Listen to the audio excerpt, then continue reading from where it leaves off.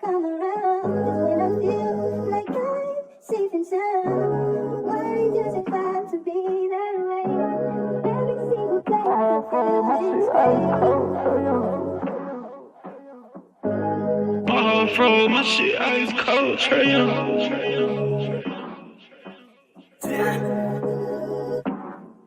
And you know I wear my heart on my sleeve. You hitting all the reads, pack your shit like you finna leave. I go and hide your keys, put you in position to win. Bless you without a sneeze, bust you down in all the BV. Yeah, we was getting cheap. Overplay my part, I can't breathe. I feel the pain in my lungs. I thought we really was one. My heart cold like Trey Young.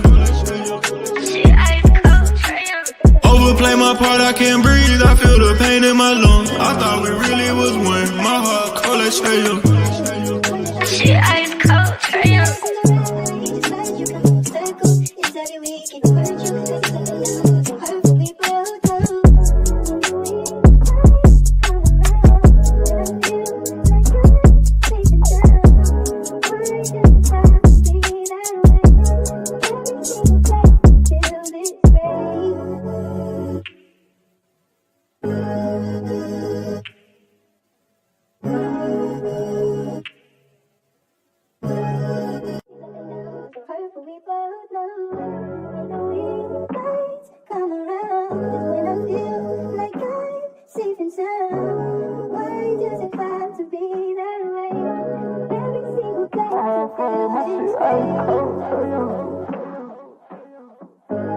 My heart froze, my shit ice cold, Trey Young.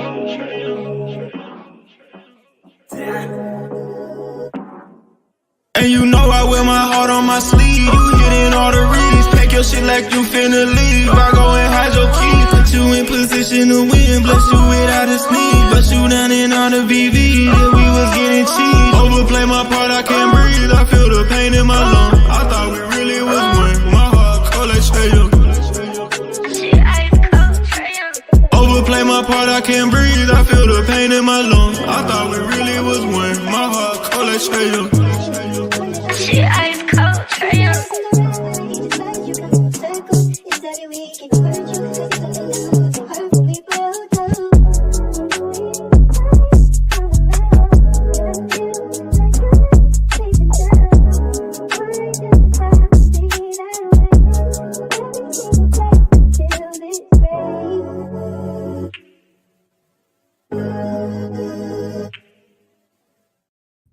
What's good, gang? It's your boy Damon in the building.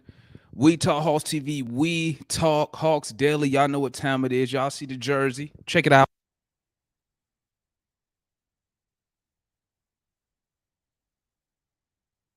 Y'all know I had to rock that today. My bad, guys. I don't know why my camera be tripping. I guess I got to get some more light up in here, but we're gonna keep it moving anyway, real quick. Give me 1 second. My bad, guys. Give me 1 second. Let me wipe this camera off because it's gonna irk my nerves if I don't do it. Where's my stuff at? Let me wipe it off. Give me 1 second, gang.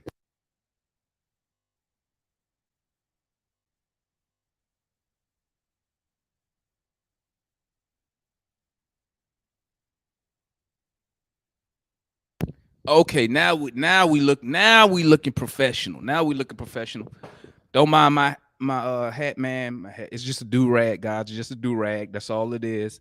So let's get to the point. Let's get to the topic of today's show. I got a special guest today, guys. So we had a Twitter space today.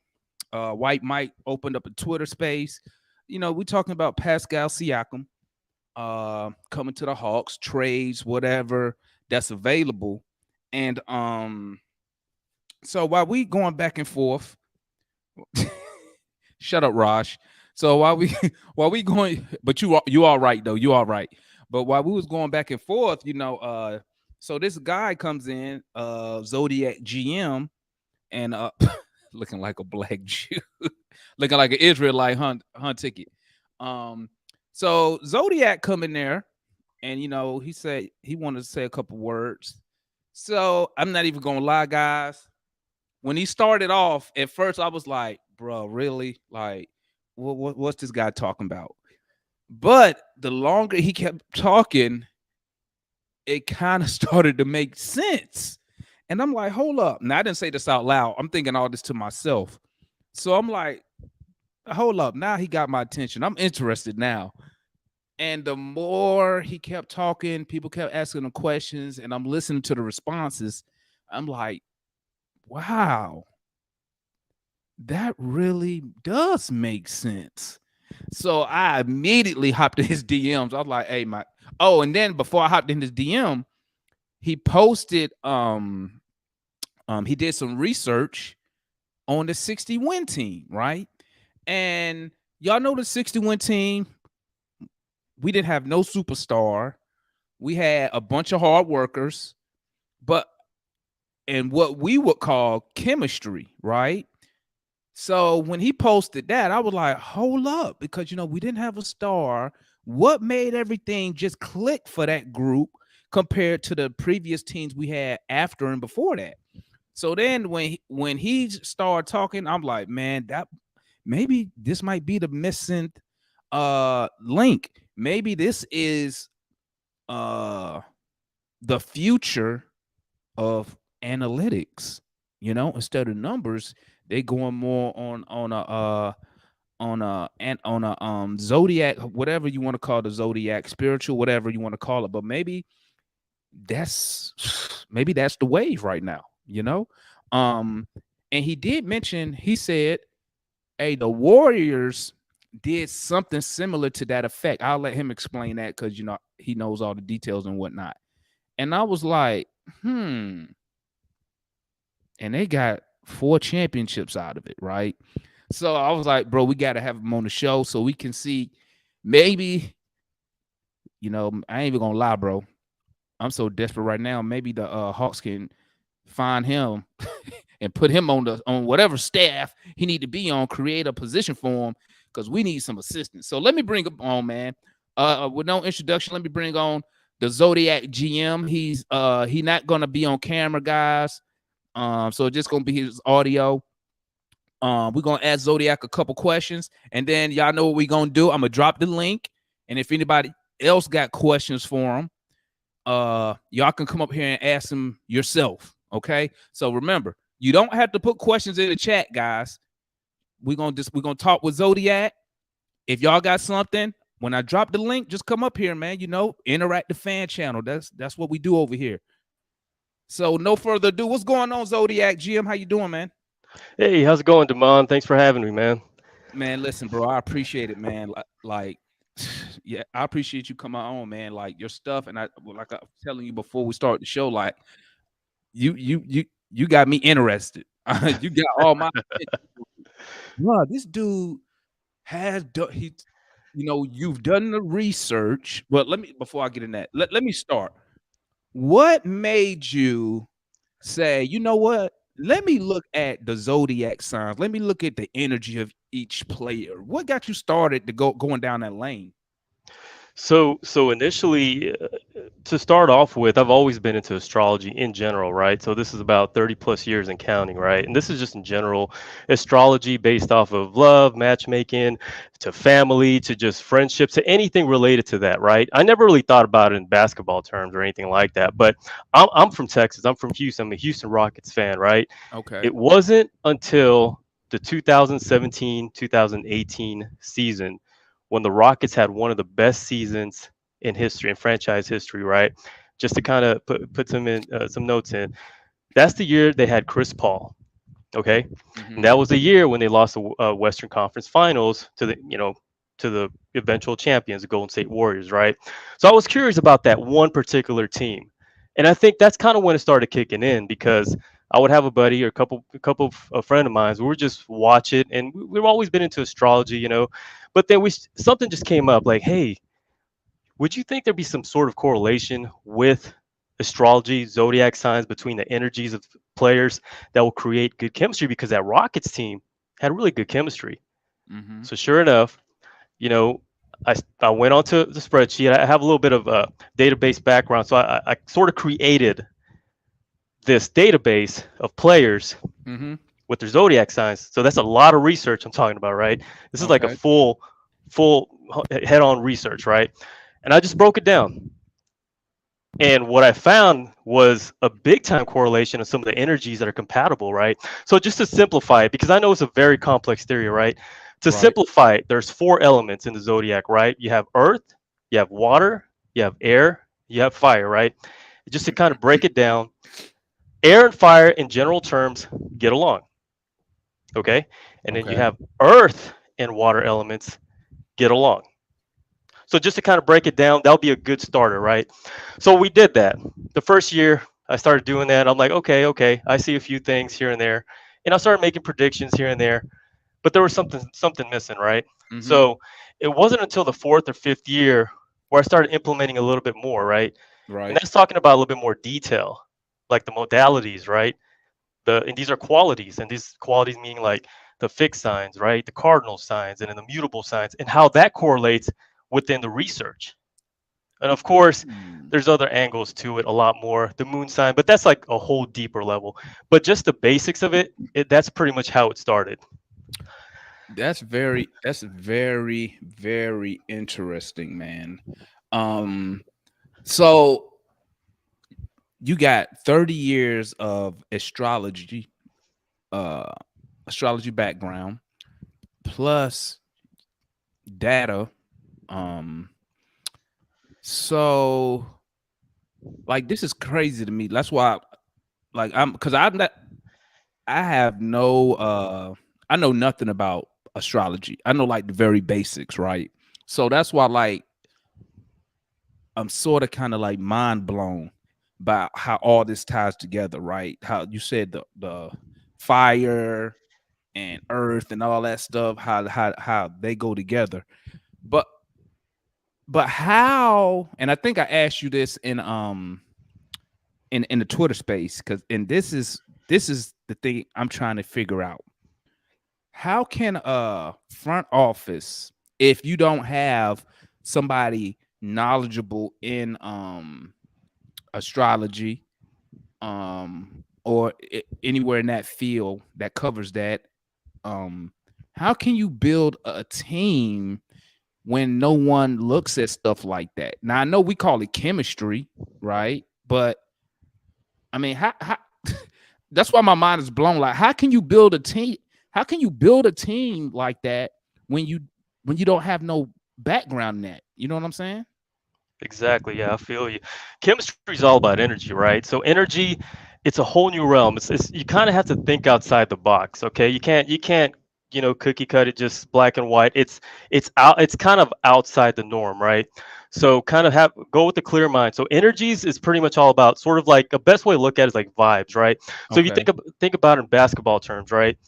So in basketball, the reason why this theory works a little bit better is because you're on the court, with your teammates. You have to pass the ball. You have to set pick and rolls. You have to do this. You have to do that. You have to have some sort of energy that matches to make it the best possible moves or cuts or whatever it is to make it work, right? In energies, have you ever walked into a room, right? You have five strangers or whatever stranger it is, right? Have you noticed on some cases, like you'll get along with some almost instantly, and some others you're kind of like, man, I just can't vibe with them. I just don't know what it is. It's Right, because right, there's right. certain personality types, right? There's some that are fixed signs. Fixed signs tend to be a little bit more stubborn, fixated. They don't like, they want a routine. They don't like change. And it's the cardinal signs. The cardinal signs are sort of like the creators, the initiators, the go-getters. And then you have the mutable signs, which is sort of like a little bit of between. They're adaptable, they're flexible, right? So all that together kind of relates to team chemistry, and that's kind of what you get overall. So correct me if I'm wrong. Let me know if I'm going down the right path here. So having players that have good energy amongst each other, and speaking in basketball, um, so when you run in certain plays, pick and rolls, pin down and stuff like that, where you depend on other players to do certain things, when you got that energy, you really put forth way more effort in getting stuff done for somebody you get along with. Am I Exactly. going down the right path Exactly. here? 100%. It's when you run plays in basketball, you run plays based on what the coach tells you, right? You do it as is. Okay, you do it as the way you should, right? But some energies does it more natural, right? This is just a simple example to kind of simplify it. Is that if you have a Taurus is a fixed sign, right? Taurus don't really like change. They don't like a change of routine, but they're one of the most dependable, loyal signs and so forth. But you put it in basketball terms, right? Say a Taurus, and this is a good example. Some of the Taurus is someone like PJ Tucker, right? Mm-hmm. They want to do one thing only, and they're going to do a really good job at it, right? So if you Right, start right. telling PJ Tucker, hey, I'm going to need you to start cutting in, yeah, he's going to do it because the coach tells him to do it. But it's not really his DNA. You know what I'm saying? It's not really a part of him because he'd rather play defense. He's hard nosed. He wants to, do his thing, shoot 3 pointers. That alone means a lot because it's a big difference from someone wanting to cut and someone just kind of like that's not really them. Yeah, So lollygagging, bullshit and stuff exactly, like that. exactly. And then you notice just some of the cardinal signs are go getters like the Aries. These are cardinal signs: the Aries, the Capricorns, the Aries, Capricorns, Libras, um, and Cancers, right? So those are all the cardinal signs. So they tend to be more aggressive in a sense, initiators. And that's what makes them good leaders. You're talking about the LeBron James, he's a Capricorn. The Kevin Durant, he's a Libra. Kyrie Irving, he's an Aries, and those are the type of leaders or energy that you're getting, right? So if with those type of leaders, you need to match a fixed sign to go along with the cardinal sign. This is just an example, right? Because a cardinal sign, they're good at starting, they're good at initiating, they're good at creating, but they need a little help on finishing it, like finishing a project, finishing something, finishing. So the sign that helps with that are fixed signs, right? And that's when the fixed sign comes in to help a cardinal sign get along, right? A prime example, one of the best duos, Michael Jordan, right? He's a fixed sign, Aquarius, right? You have Scottie Pippen, who's a Libra, cardinal sign. And look, they're one of the best duos in history, right? Yep. Another Mm-hmm. example, Karl Malone. He's a Leo, fixed sign, right? John Stockton, Aries, cardinal sign, right? And they're both fire elements, right? One of the best duos in the history, right? So examples like that kind of stood out. And then I did some Ah, okay. research with some of the top 10 duos or top 20 duos, and I kid you not, like it was unbelievable how I would say only maybe one or two wasn't compatible, but a good 90% of that list were compatible. I mean, stuff like that you can't make up. And Right. that's I just a mean, small example of it, you know? yeah, and it's crazy because like I'm looking in the chat and my boy Ticket, he said why PJ Tucker cuss out Embiid on the bench, and I'm thinking because since PJ Tucker is a Taurus, correct. Now let me know if I'm going down the right path because he's a Taurus. He likes to get. He is that the one who's a perfectionist, the Taurus. The Virgos are the perfectionists, and Okay, but from the earth element. Uh-huh. but the Taurus are the ones who like to do things correct. You give them Yes. like one thing to do and they want to do it correct. Yes, yes. If I remember correctly, excuse me, because I don't. This is all new to me, so I'm trying to Yeah. remember everything while you're talking. So he like to do one thing, but do it correct. Perfect. Yeah. So that Yeah. would explain why PJ Tucker would curse out somebody like Embiid if they're not doing their one thing correctly, which affects the Exactly. team. That's starting to make that stuff starting to Exactly. make that's starting to make sense now. And just to open it up a little bit more, because it is a very complex thing, right? Okay. The reason why compatibility, say Embiid is a Pisces, right? PJ Tucker is a Taurus. They are compatible on an element level, right? And Right. also in a modality level, they're also compatible. Just look at it this way, kind of just Wait, break it out. what does modality mean? Modality, sort of the qualities of each individual zodiac sign has some sort of quality that brings them. They're clustered into groups, right? Okay. So the fixed signs, the fixed signs in general are sort of like, like they don't want change, they want a routine, but they're most dependable, right? The mutable signs, they're Mhm. interchangeable, flexible. So those are qualities, right? So each quality has four elements instilled within each quality. So there's four zodiac signs instilled in each of the three qualities, which is 12 zodiac signs, right? So this is to kind of make I hope this kind of helps a little bit. Just think about it, a boy girl, right? In a talking phase, right? Just bear with me, right? Okay. Talking phase. Just look at it this way. One is a Taurus, one's a Hmm. Scorpio, okay? They're compatible in elements, but they're both fixed signs, right?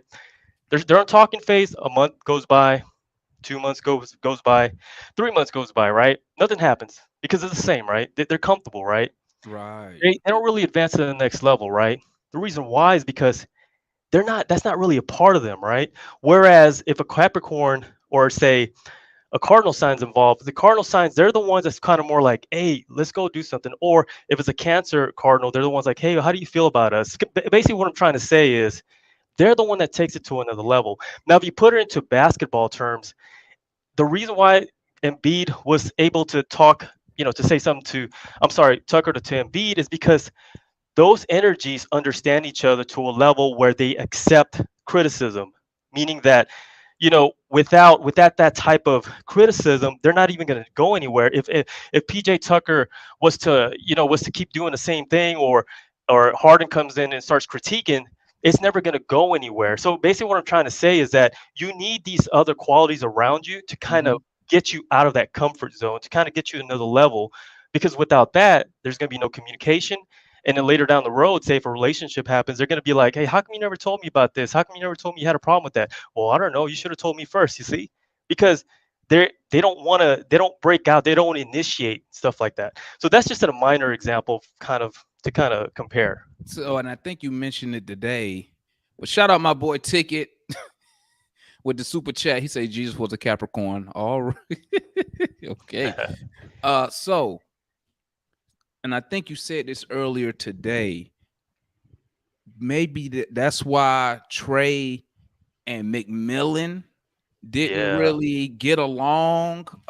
Trey and Lloyd Pierce yep. didn't get along. Could you break that down a little bit? Yeah, those were incompatible as far as to the element, especially with McMillan, right? He's a Leo, and the coach before that, the thing before that was that their team wasn't compatible to begin with, right? So the way I saw it, the Atlanta Hawks sort of kind of peaked, right? Peak meaning, as this is more like as of the past 10 years, right? They peaked more around that 60 win season, right? Right. For 2014, 2015, they had 60 wins. And to be honest, I remember that season because I'm a Rockets fan. I saw like, man, who's this Hawks team? Like, who are they? They came out of nowhere. They were just Right. playing really good. And when we played and we lost, we're like, what's so good about this Hawks team, right? Mm-hmm. So they peaked. That had a really good season, right? And that team was really compatible to Jeff Teague being a Gemini. You had Corver being a Pisces. You had Millsap, Aquarius. You had Horford, the Gemini, and you had DeMar Carroll being a Leo, and they had Coach Bud being a Leo. So they were full on fire air elements, and the roster, the way it was constructed, fit very well, especially in their starting five, and that's what makes them gel pretty easily, pretty quickly, right? Right. Right. So, and then they kind of tapered off a little bit, right? They tried to keep the same lineup, but they changed up the bench a little bit. And then they were still somewhat competitive, but they weren't as competitive as they were. And then they had those two down seasons, right? And I call that the Trey Young season because they drafted him because of they were down in the standings, right? Right. And then they started coming back up. So when they started coming back up, I think it was a 2021, maybe post-COVID season when they went to the Western Conference Final. Eastern Conference. That Yeah. I'm sorry, Eastern Conference Final, right? That Mm-hmm. that team, as far as for rating goes, I would give them like a B minus. It wasn't the best, but they had enough. And this kind of goes to show how good Trey Young is, right? And that was during the transition when they changed coaches to Nate McMillan, right? Nate McMillan is a Leo, right? Mm-hmm. Now, if you look at the Hawks roster, the two tier one players, I call them the best players, the tier ones, right?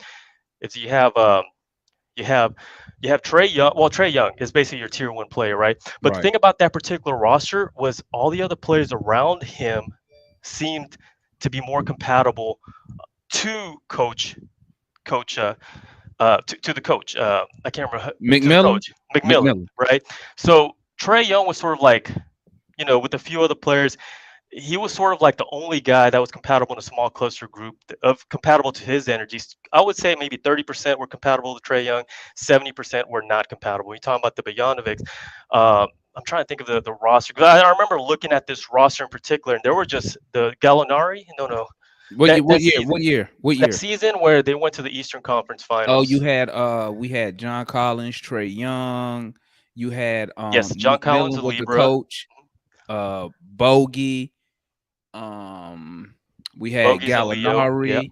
We had Solo, Solomon Hill. We had my mind going blank now. I need to stay out Okay. the garage. Um, Okay, I see it here. Yeah, so that team was opposite. Okay, Bojanovic is opposite of Young, Collins opposite of Young, DeAndre Hunter opposite of Young, Gallinari opposite of Young. So you kind of get the idea, right? So these are like core players that play major minutes, right? right. So so they were good, but that's what I'm trying to say. This is how good Trey Young is. And I remember watching that playoffs year. I'm like, man, Trey Young is just he's cold. He really is that good. And then they got Murray, right? Once they got Murray, he's also because they're born on the same birthday. They're both Virgos. So right Okay. away, when you have a mutable sign and a mutable sign of compatible energy, in this case Virgo, they get it. Like they really get it. It's like a perfect match, right? So when I saw that, I'm like, man, this team's on the right direction. But then I took a step back and look at the rest of the roster. That's when I Mm-hmm. was like, oh man, it's still going to be a little bit of a challenge because they have the right core, but they still have all these energies opposite of them. And that's kind of what I was like, man, they just need to change it up a little bit just to kind of get out of that mediocrity because it seems like the Hawks have always been like that mediocre team. It's like they're Yeah. good, but they're not like that good. If that makes it. That's the way at least I see it from my standpoint, right? Uh-huh. So that's kind of where I feel like they're that one team. If they build the right energies around Trey Young and also Murray, they would be a Mm-hmm. lot better, like so much better. Collins didn't fit that tier one rotation, if you call it, if he's even part of that tier one. He doesn't. His energy doesn't fit Trey Young, doesn't fit Murray. And I've Yeah. always said he needs to go. Mhm. And you know what, man? Shout out the homie Ticket. He said, what sign is Quinn? Because what do you say? What sign is Quinn? Because he can't draw inbounds play. Hey man, hold on. I'm gonna let That's a good y'all. one. Y'all can He's a talk to Scorpio. Zodiac.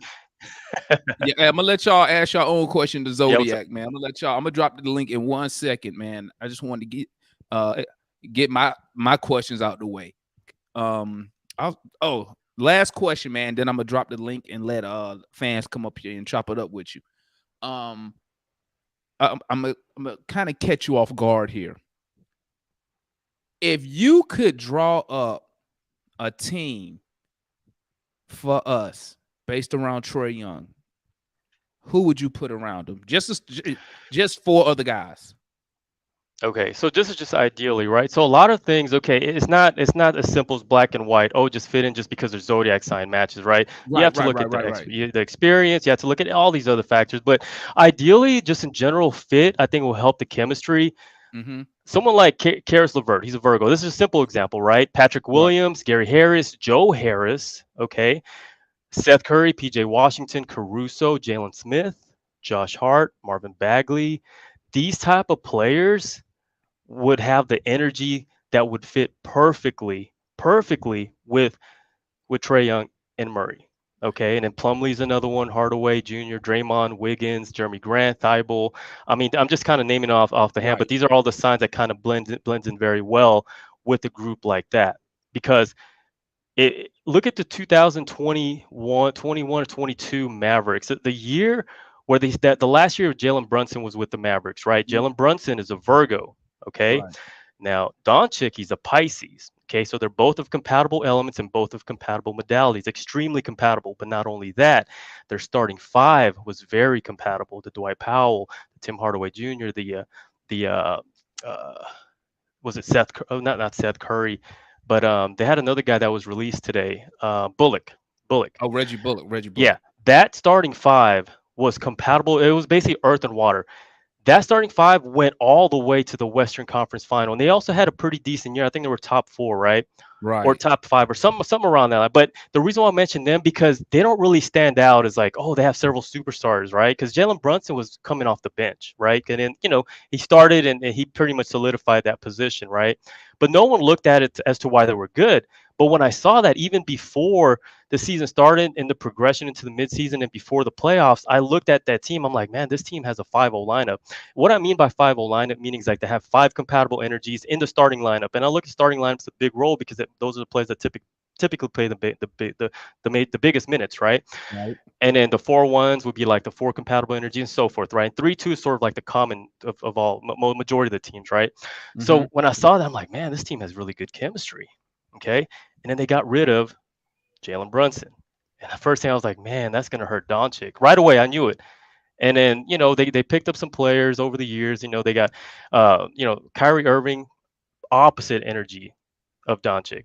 Aries, right? You're talking about fire and water, opposite, right? You could tell that there's already chemistry, like, kind of not doing well in Dallas. Before that, they tried with Porzingis. He's a Leo's with a fire element, opposite of Doncic. And before that, I knew he wasn't going to fit as well because I'm You know like, what's okay, crazy?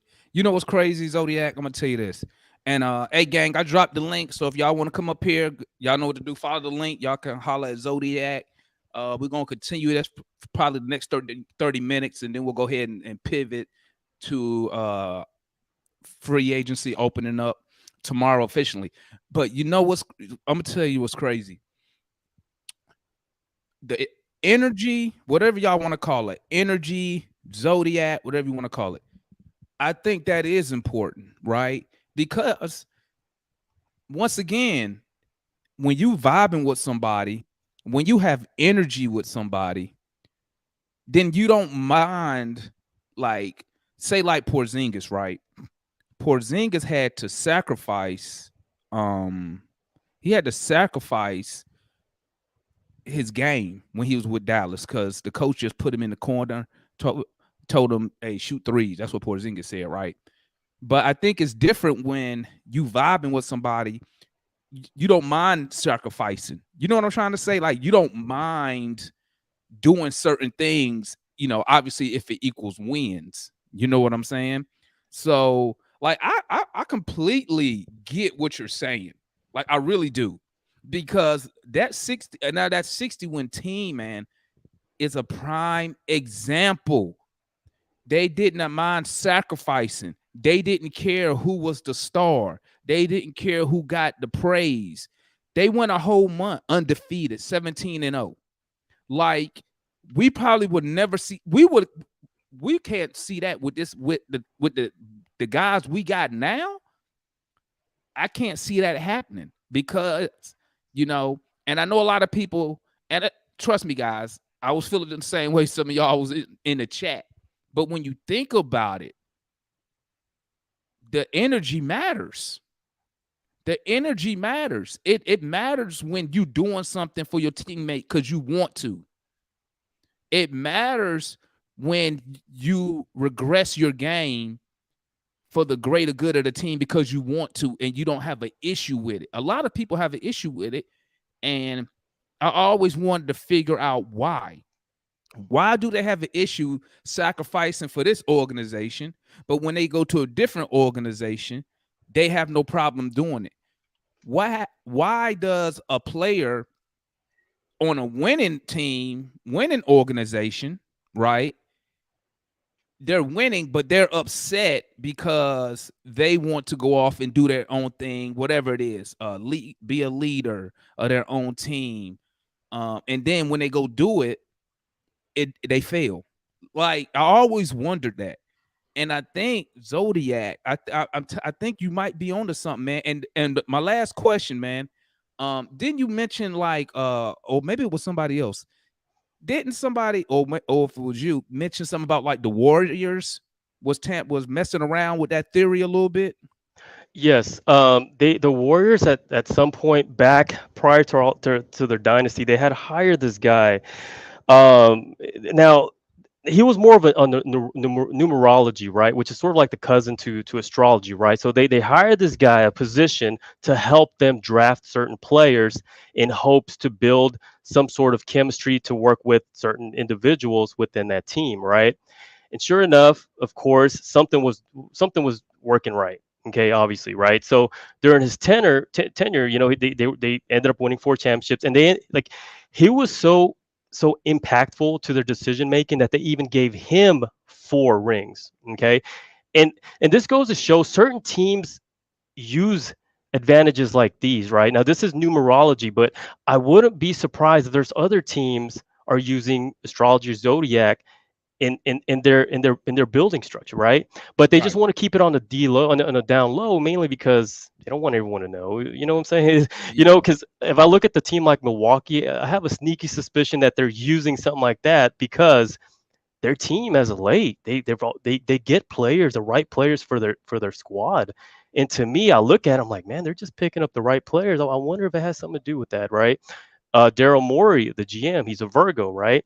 Mm-hmm. The team that he constructed with Houston, and also the team that he's kind of structuring around Philadelphia, for some odd reason, he just tends to get players that are compatible to their star players. So that kind of makes me think, kind of makes me think that there's something's going on. And just to kind of give a comparison, right, to the influence of the zodiac chemistry, the way I see it. Last year there was the top 5 teams. Let's just put it this way: the top 3 teams that I put as best zodiac chemistry. This is before the season started, right?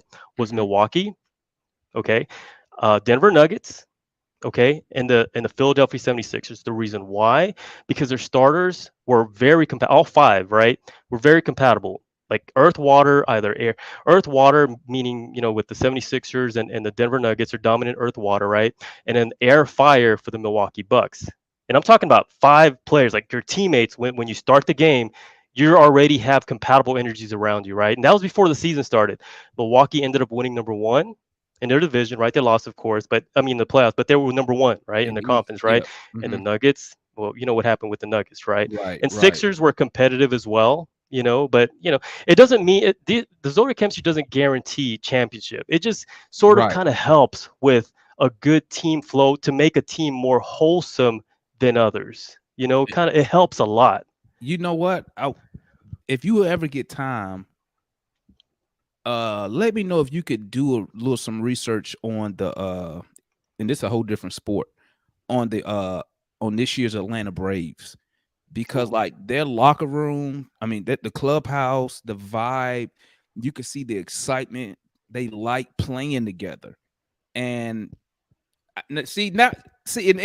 it makes sense. Maybe it's just hard for me to put into words, but like Yeah. you can see like when they're playing together. So matter of fact, let me bring it back to basketball. The Denver Nuggets. You can watch them and you could tell they enjoy Oh playing yeah. together. Like literally, you A could tell they thousand out there percent. having a good time. Yep. When the Warriors was making their run, they was clowning, Yep. dancing, having a good time. But then when I Yep. look at the Hawks, I can't, besides the 60-win team, to where they was having fun, clowning around. I remember they was playing cards. They was post stuff on Instagram. They had somebody else playing cards together. And then I look Yep. at the Hawks last year. It's like kind of forced. Like Yeah. I remember when Exact. they Bingo. went to Bingo. when they posted Exactly. on Instagram, the Hawks, they was in the studio doing some rap beats and stuff like that, but it didn't look like it was organic. You know what I'm saying? Exactly. Exactly. Like it looked like somebody said, "Hey, I need y'all. Hey, y'all go do some team building." You know what I'm saying? So I completely understand the energy, the energy, the zodiac, whatever people want to call it. I can understand that theory.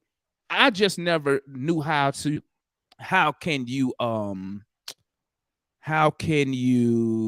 not quantify, but how can you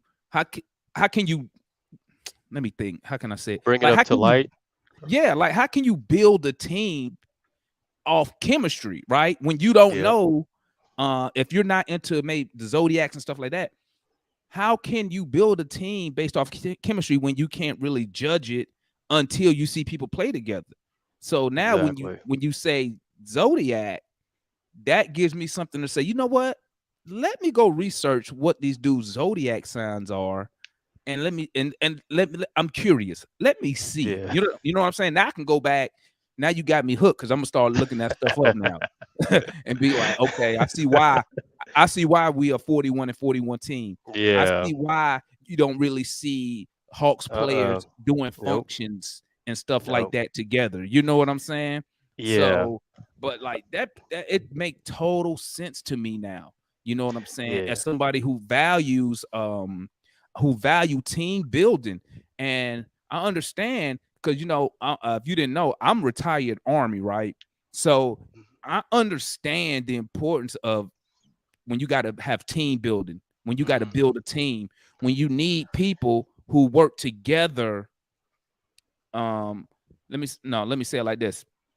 I understand when I have my platoon who is working together because they enjoy it, Exactly. and who is working together because they just have to do it. You know what I'm Exactly. There you saying? go. And I Yep. understand a lot of people, and I'm reading the chat, and I understand because a lot of those cats not really open in their mind. They really think stuff is so basic, but it's not. Because if it was that basic, you would never hear people mention chemistry. Chemistry has Yep. nothing to do with talent. It has nothing to do with talent. The reason you see people and cut me off if I'm just ranting. But the reason you see players chasing down loose balls, the reason you see people fighting for position, fighting for rebounds, is because they want to do it for the people they're playing with. Exactly. You're yep, exactly. 100%. And I just never knew how I could quantify that or see that in somebody without them already being playing together or working together. So now using zodiac signs, like I said earlier, now that allows me to say, why do these dudes play so good? That's why I'm so curious to go look up the Braves right now. If you go look at the Atlanta Braves playing baseball on the field, in the clubhouse, on the bench, it's nothing but a good time. Yeah, and Nothing but a good time. I wouldn't be surprised, especially in baseball. But the only thing because I actually did look into it. I did look into it to football and baseball. But one thing to note, I guess, in fairness for the compatible energies within the sport, right? See, in basketball, it's a little bit easier because you're actually involved with decision making, passing, rebound, and all forth. Baseball and football in particular, yes, there is some correlation at some extent, but it's a little bit more difficult to kind of build a team based off, with the help of astrology, mainly because the pitcher has the ball 90% of the time. Right. The quarterback has the ball 90% of the time. But there is some correlation that I've seen. Bill Belichick, who's an Aries, Tom Brady. Like, he's a Leo. Both fire signs, very compatible, and look what happened, right? But that's just a small sample. So there is some small correlation, especially in football, because the quarterback, since they have the ball most of the time, they're the one that's actually throwing it to the player they want to throw it. So yeah, there could be some correlation there.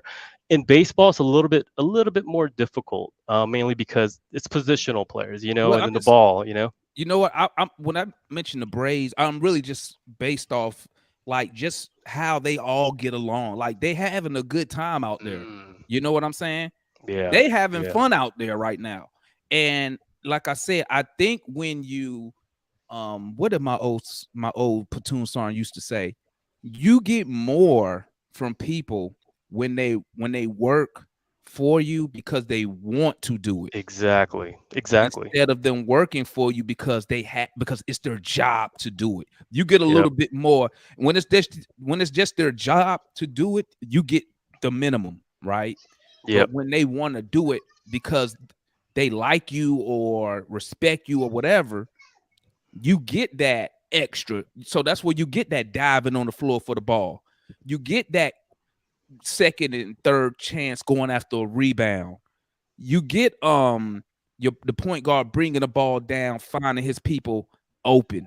You know what I'm saying? And I think, man, I'm telling you, bro, you might be onto something right here, man. Let me add this. I'm not hmm sitting here saying it's the end all be all on how to build a team. That's yeah, not what I'm saying. What I'm saying is there is something there, and you yep. There is. and you have to figure out how do you get chemistry within your organization. I mean, you have to figure that out because you get more when people enjoy working with or for somebody. Am I Yeah. in the ballpark, Zodiac? You're right. You're 100% right. And just this is another sample that I want to bring out. The last 7 MVPs, right, of basketball, right? You're talking about, okay, Joel Embiid and so forth, Giannis. Okay, the last Mhm. 7 years of MVP. If you just remove the names of each team, just put their zodiac sign. Just do your, you can just even do your research and just put their zodiac signs for starting five for the past 7 years of the MVPs, right? Mm-hmm. They're all compatible except for that Oklahoma City Russell Westbrook. Not saying they're not compatible with that, but that was more like a B plus rating because of Roberson. He was the only odd man that wasn't compatible in that lineup And with really, Westbrook, Oladipo, Sabonis, yeah. Adams. So that was a very compatible, very very compatible team. The rest of the teams, A plus. You're talking about James Harden, the Rockets, Giannis with the Bucks, and then Giannis with the Bucks back to back. You But you have know what, Jokic. Zodiac? You know what the Hmm. difference is? Hmm. Any other year, Westbrook he wouldn't win that MVP. He only got it because he Exactly. averaged a triple double, and they wasn't even winning. They was barely above Exactly. 500. So Exactly. who was the MVP that? I mean, who was the top teams that year? Let me look at the top two teams Oh, who probably good. should have been the MVP, but I they think only get if Westbrook. 2017. Yeah, if Westbrook doesn't average a triple double, he doesn't even get that. You're right. So You're right. maybe if you go back and see who was the top team in the East or the top team in the West, maybe it's a straight flush. You know what I'm saying? Yeah. But Yeah. we're gonna go ahead, man. I got some day ones up here, man. Shout out Foot, shout out Solution up in the building. Shout out Georgia Kid. What's good, family? Y'all want to tap in with Zodiac or what y'all want to discuss? Well, I mean, earlier when we was on the Twitter sphere, remember I asked you the mind. I said, name me three famous people that's in your zodiac sign. And Right. then the first person you knew off the bat was who? Mi- MJ, Michael Michael Jordan, Jordan, right? baby. Yeah. But okay, now think about it now. When you created this show, what is the one thing you always say behind the thesis of your show? What comes out of your mouth? You want to Uh, make this what? You want to make this what? I want this to be an interactive fan channel and be the number one Hawks There YouTube you channel go. out There there. you go. To be the number You one breaking up? You breaking up? You breaking up? interactive. Solution? Yeah, can you hear me? Yeah. Go ahead. Can you hear me? Yeah. Yeah. The point is that key word, number one. Number one. And Jordan, when we think about Jordan, what comes behind that? Number one, greatest of all time. It's just in your. It's in the DNA, man, of your sign. Of course, there's a lot of competition and different ways people are successful in every zodiac sign. Like when you look at Michael Jackson, who's in my Michael Jackson and Kobe, they're in my zodiac sign. They're perfectionists to a T. They will do things over and over and over in repetition until they get it right. And I find myself identifying with that. When I saw Michael Jackson perform at the highest level, he put hours and hours. We always used to hear about Kobe putting hours and hours of work. I'm not saying other athletes don't, but it's the symptoms that come along with the greatest people that walk this earth within that zodiac sign. So when you was like MJ, you gotta say, okay, what kind of qualities do I have like MJ? Man, I want to be number one in everything. You know what I'm saying? I want to dominate. I want to be the best Hawks interactive fan show. So what we talk about is compatibility. Zodiac sign been around for, like I said, for centuries. We all come in under a certain zodiac sign, and those 15 players on the rosters, they all bring a different zodiac sign into the locker room. Different Like you can't, energies. yeah, you can't fight fire with fire. You know what I'm saying? Right. Fire and water need. You have that, Earth, Wind, and Fire, the group. You know what I'm saying? Like you got Earth, you got water, you got air, you got you got a different side. You can't certain things you can't fight with. You know what I'm saying? Yeah. So Like that's like what me and Matt wouldn't be good on the same in the same team. exactly. So the two components of this episode that we're talking about is compatibility and energy. That's what we're talking about. Like we'll go up and you'll read your horoscope and it'll tell you what Capricorn is faced with or what Virgo is faced with. Now it can get a little deep, because you got the Earth. I mean, you got the sun and the moon signs, which is a whole different thing. But we've been looking at this for years, and sometimes when you think about some of that stuff is valid. Some of the stuff you go through, you know what I'm saying? Because Right. it's just years and years of research. But my point is, it's compatibility. Like, what is your wife's zodiac sign, Demar? Capricorn. And you're a Capricorn too, right? No, I'm Aquarius. You're Aquarius. Okay, you know what I'm saying? So like with me, I find myself like when I engage with women and stuff like that, I always find I'm always engaging Geminis and Pisces. Mm-hmm. You know, if you look at the sign of the Virgo and Pisces, they're almost like, I mean, they look almost the same. You know what I'm saying? So it's like certain signs that are more compatible with one another. It's centuries of stuff, man, that proves this, man. But a lot of people don't really look into it because it's kind of more of a personal thing. People use it, but the people who are using the internal, yeah, it's definitely giving them an edge of understanding how to be more compatible on the court. I just want to leave it at that, man. Okay. What's good, Foot? What's happening? Ain't nothing much, man. Talk to me, man. What's your thoughts behind what we discussed with Mr. Zodiac, man? Man, I don't, it's for me, it don't make any sense for as far as correlation, right? I'm using that sort of correlation for what's actually happening with this team. I don't think so. I mean, yeah, has nothing to do with compatibility. I don't think it has nothing to do with it. But is it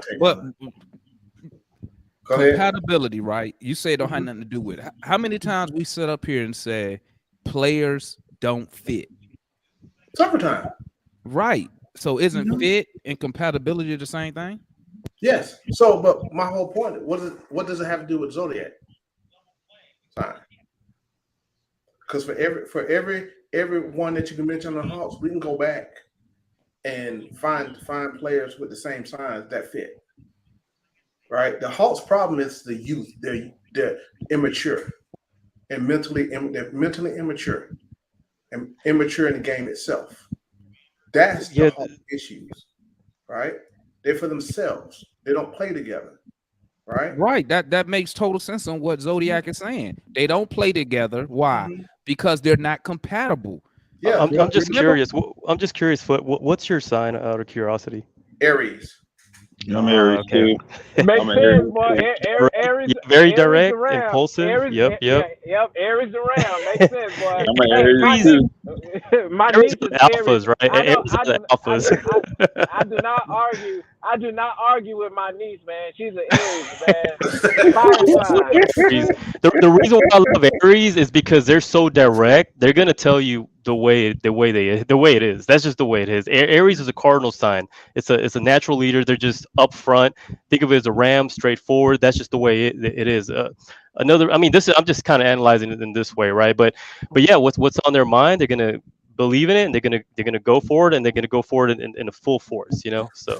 And that's exactly what Foot do up here. Straight direct with it. Yeah, they have energy. Aries is all about energy, Yeah, but go ahead, Foot. Go ahead. Correlate it for me. That's what I'm saying. Show me the correlation. If follow me on Twitter, because it's a lot of research, and I put them mostly on Twitter because it's a lot to explain, right? It's very elaborate. It's very that's the reason why it's a little bit difficult to just say it, because there's so many levels to it. You're looking at the sun, which is the core. You're looking at the modalities, which is your qualities. You're looking at the moon sign, which is your interpersonal emotion. So each sun sign has their version of their moon. So just because you're an Aries doesn't mean all Aries are the same. You could be an Aries with a Taurus moon, and you could be an Aries with a Virgo moon. And the moon sign is being filtered through your Aries personality as a core. So they have different types of personalities just for one Aries, right? And the reason why I wanted to analyze. Can you hear me? Yeah, we hear You good? The reason why I want to analyze you because Y'all hear me? Because you were straightforward, right? You were straightforward. And I sure am. yeah, we can hear you. Can you hear us? Yeah, you're good. You're good, Yeah, we Zodiac. hear you, man. I can't hear nothing. Oh, I think Click on us on the screen sometime. What the heck just happened? We can hear you. we can hear you. Oh, my day Hold up, my computer and connected to my wife earbuds. Hold up, no wonder. Listen to the whole conversation. Hold on, let me cut this. My bad, guys. Sorry. but but check this out, right? Aries are straightforward, but this is kind of what I mean. Like say in a team, right? So this is just an example. Say the coach is trying to implement this zodiac thing, right? But then you're gonna have different personalities with different views, right? Now not everyone's is gonna agree with you, of course, there's definitely nothing wrong with that because that sort of completes the cycle of life, right? You need these type of personalities to either go with you or go against you, to either humble you or not. It completes you as a whole by the end, with experience and wisdom, right? So Aries, there's certain energies that's going to click with you, right? Fire and air elements. Air elements goes very well with Aries because they help ignite the flame. They help boost your ego. They help ignite your pride. Like, and that you feed off of that, And then another fire sign goes very well with you because fire and fire makes a bigger flame, and y'all two just gonna go very well together. You're talking about John Stockton, Karl Malone, duo. You're talking about Giannis and at the Milwaukee Bucks, Giannis and Middleton. They're very compatible. You're talking about, like a lot of these superstars that you hear are of compatible elements. If you look at the top 10, just do a research of top 10 or even top 20 of the best NBA duos in history. Just look at their signs and look at the compatibility of them. 90% of that list are of compatible elements. I mean, stuff like that you can't make up. It is what it is, right? Like Draymond is extremely compatible with Steph Curry, and they've been together for a long time. Jamal Murray is extremely compatible to Jokic. They're both Pisces, very compatible. Embiid, extremely compatible to James Harden, very compatible. Butler, extremely compatible with Adebayo, very compatible. Like, if you go through all the top duos in the NBA, there is a very strong correlation. And for the past 7 to 10 years, 7 years I've been studying this with all the research I've done, that was one common trend that I saw that stood out the most. And it wasn't until actually this year where I started just bringing it to, just posting it on Twitter.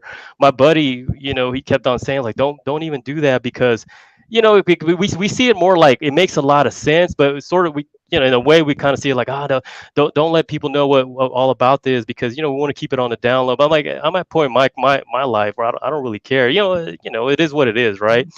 Because in a perfect world, it'll be if this theory was implemented into the actual organizations, they'll see big improvements. I've seen so many transactions that happen with trades or teams picking up certain players, and I'm just like, no. And there's some transaction, I'm like, oh yeah, that's a good transaction. When Dallas got Kyrie last year, I knew it wasn't going to work out because Kyrie's an Aries. He needs players like even Porzingis. Like if Kyrie and Porzingis was to play together, those two in particular, you'll see what I'm talking about. The chemistry is going to gel, and then examples like that. I mean, those examples make plenty of sense, man. Because you can see Murray and Jokic, they like playing. They have fun together out there. Like Pippen and Jordan like playing together. They was on. You know what I like to say? I like to say they on the same sheet of music. It's like they got the same wavelength. You know what I'm saying? That comes from when you say the saying, the left hand know what the right hand doing without talking to each other and stuff like that. So, I mean, like to me, what you're saying, it makes sense. Now, I can understand how some people may be skeptical because I think a lot of them think that that we're saying, hey man, this should be one of your priorities when team building. It should be a priority. When that's not what I'm saying. I'm saying you should take it into account, but I'm not neglecting the other things, the actual talent of the player. Obviously, the player got to be able to produce in their role. You know what I'm saying? But it's a reason why we had a 60-win team, and it wasn't, and they like playing together. You could see it. So I look at it like this, right? When I said, I ain't jumping on y'all. So I'm a data-driven guy too, right? I like data. So Zodiac GM, how far does your data go back in respect to NBA teams? I've only started back in 2017 with the Houston Rockets when they had they were number one in the Western Conference, the season where they lost to the Warriors on the Western Conference Finals, because that team was extremely compatible. I was just curious why they were winning so much and so easily, because at that time people were talking about how James Harden and Chris Paul wouldn't fit. But when I saw Chris Paul come into the Rockets, I knew it was going to fit, mainly because their compatibility. Chris Paul's a Taurus, James Harden's a Virgo. On top of that, they had Ariza being a Cancer, PJ Tucker being a Taurus, Capella being a Taurus. So that core alone was earth and water compatible, and just that core. And in their bench, the Ryan Andersons and then not Aaron Brooks, but their bench was also compatible, including their coach. Basically, out of the rotation of 10 players that they used, 9 of them were compatible. And that's talking about 90%. The only one that wasn't compatible was Gerald Green, because he was an Aquarius. Every other sign, the Jeff Greens, the Emba Mute, and all these other players were water earth elements. And also Mike D'Antoni was a Taurus, very compatible. And also the GM, Virgo, Daryl Morey, very compatible. That's the reason why I wasn't surprised if Daryl Morey has something to do with this, because he's also a data-driven type of guy with all analytics that he's known for, right? But I wouldn't be surprised if he actually implemented some way or form about these zodiac signs and energies, because the team he's constructing in Philadelphia is somewhat similar too. Now, it could be a coincidence, but the teams that he's constructing are good teams, and they have a lot of compatibility. The time that Dwight Howard came to the Rockets to team up with James Harden, people were saying, "Oh, it's gonna be a good tandem," or so forth, right? I knew it wasn't gonna work out well because they're opposites. Dwight Howard's is a Sagittarius, James Harden's a Virgo. It just doesn't mesh well. I mean, they're gonna play, but they kept on wanting Dwight Howard to run the pick and roll, but he was sort of like, "No, I don't want to do that." It just didn't fit him because he just didn't like that. Little things like that I just noticed over the years. So maybe 7 years, I would say. Yeah, and I get it. And like I said, when I said that, let me make sure I'm clear. When I said data driven, for basketball, I don't look too much in analytics for basketball, right? I take data, which is stats and some other things into account, but I don't go deep into this analytics. What some mathematician went in the back room and created some formulas to come up with this to.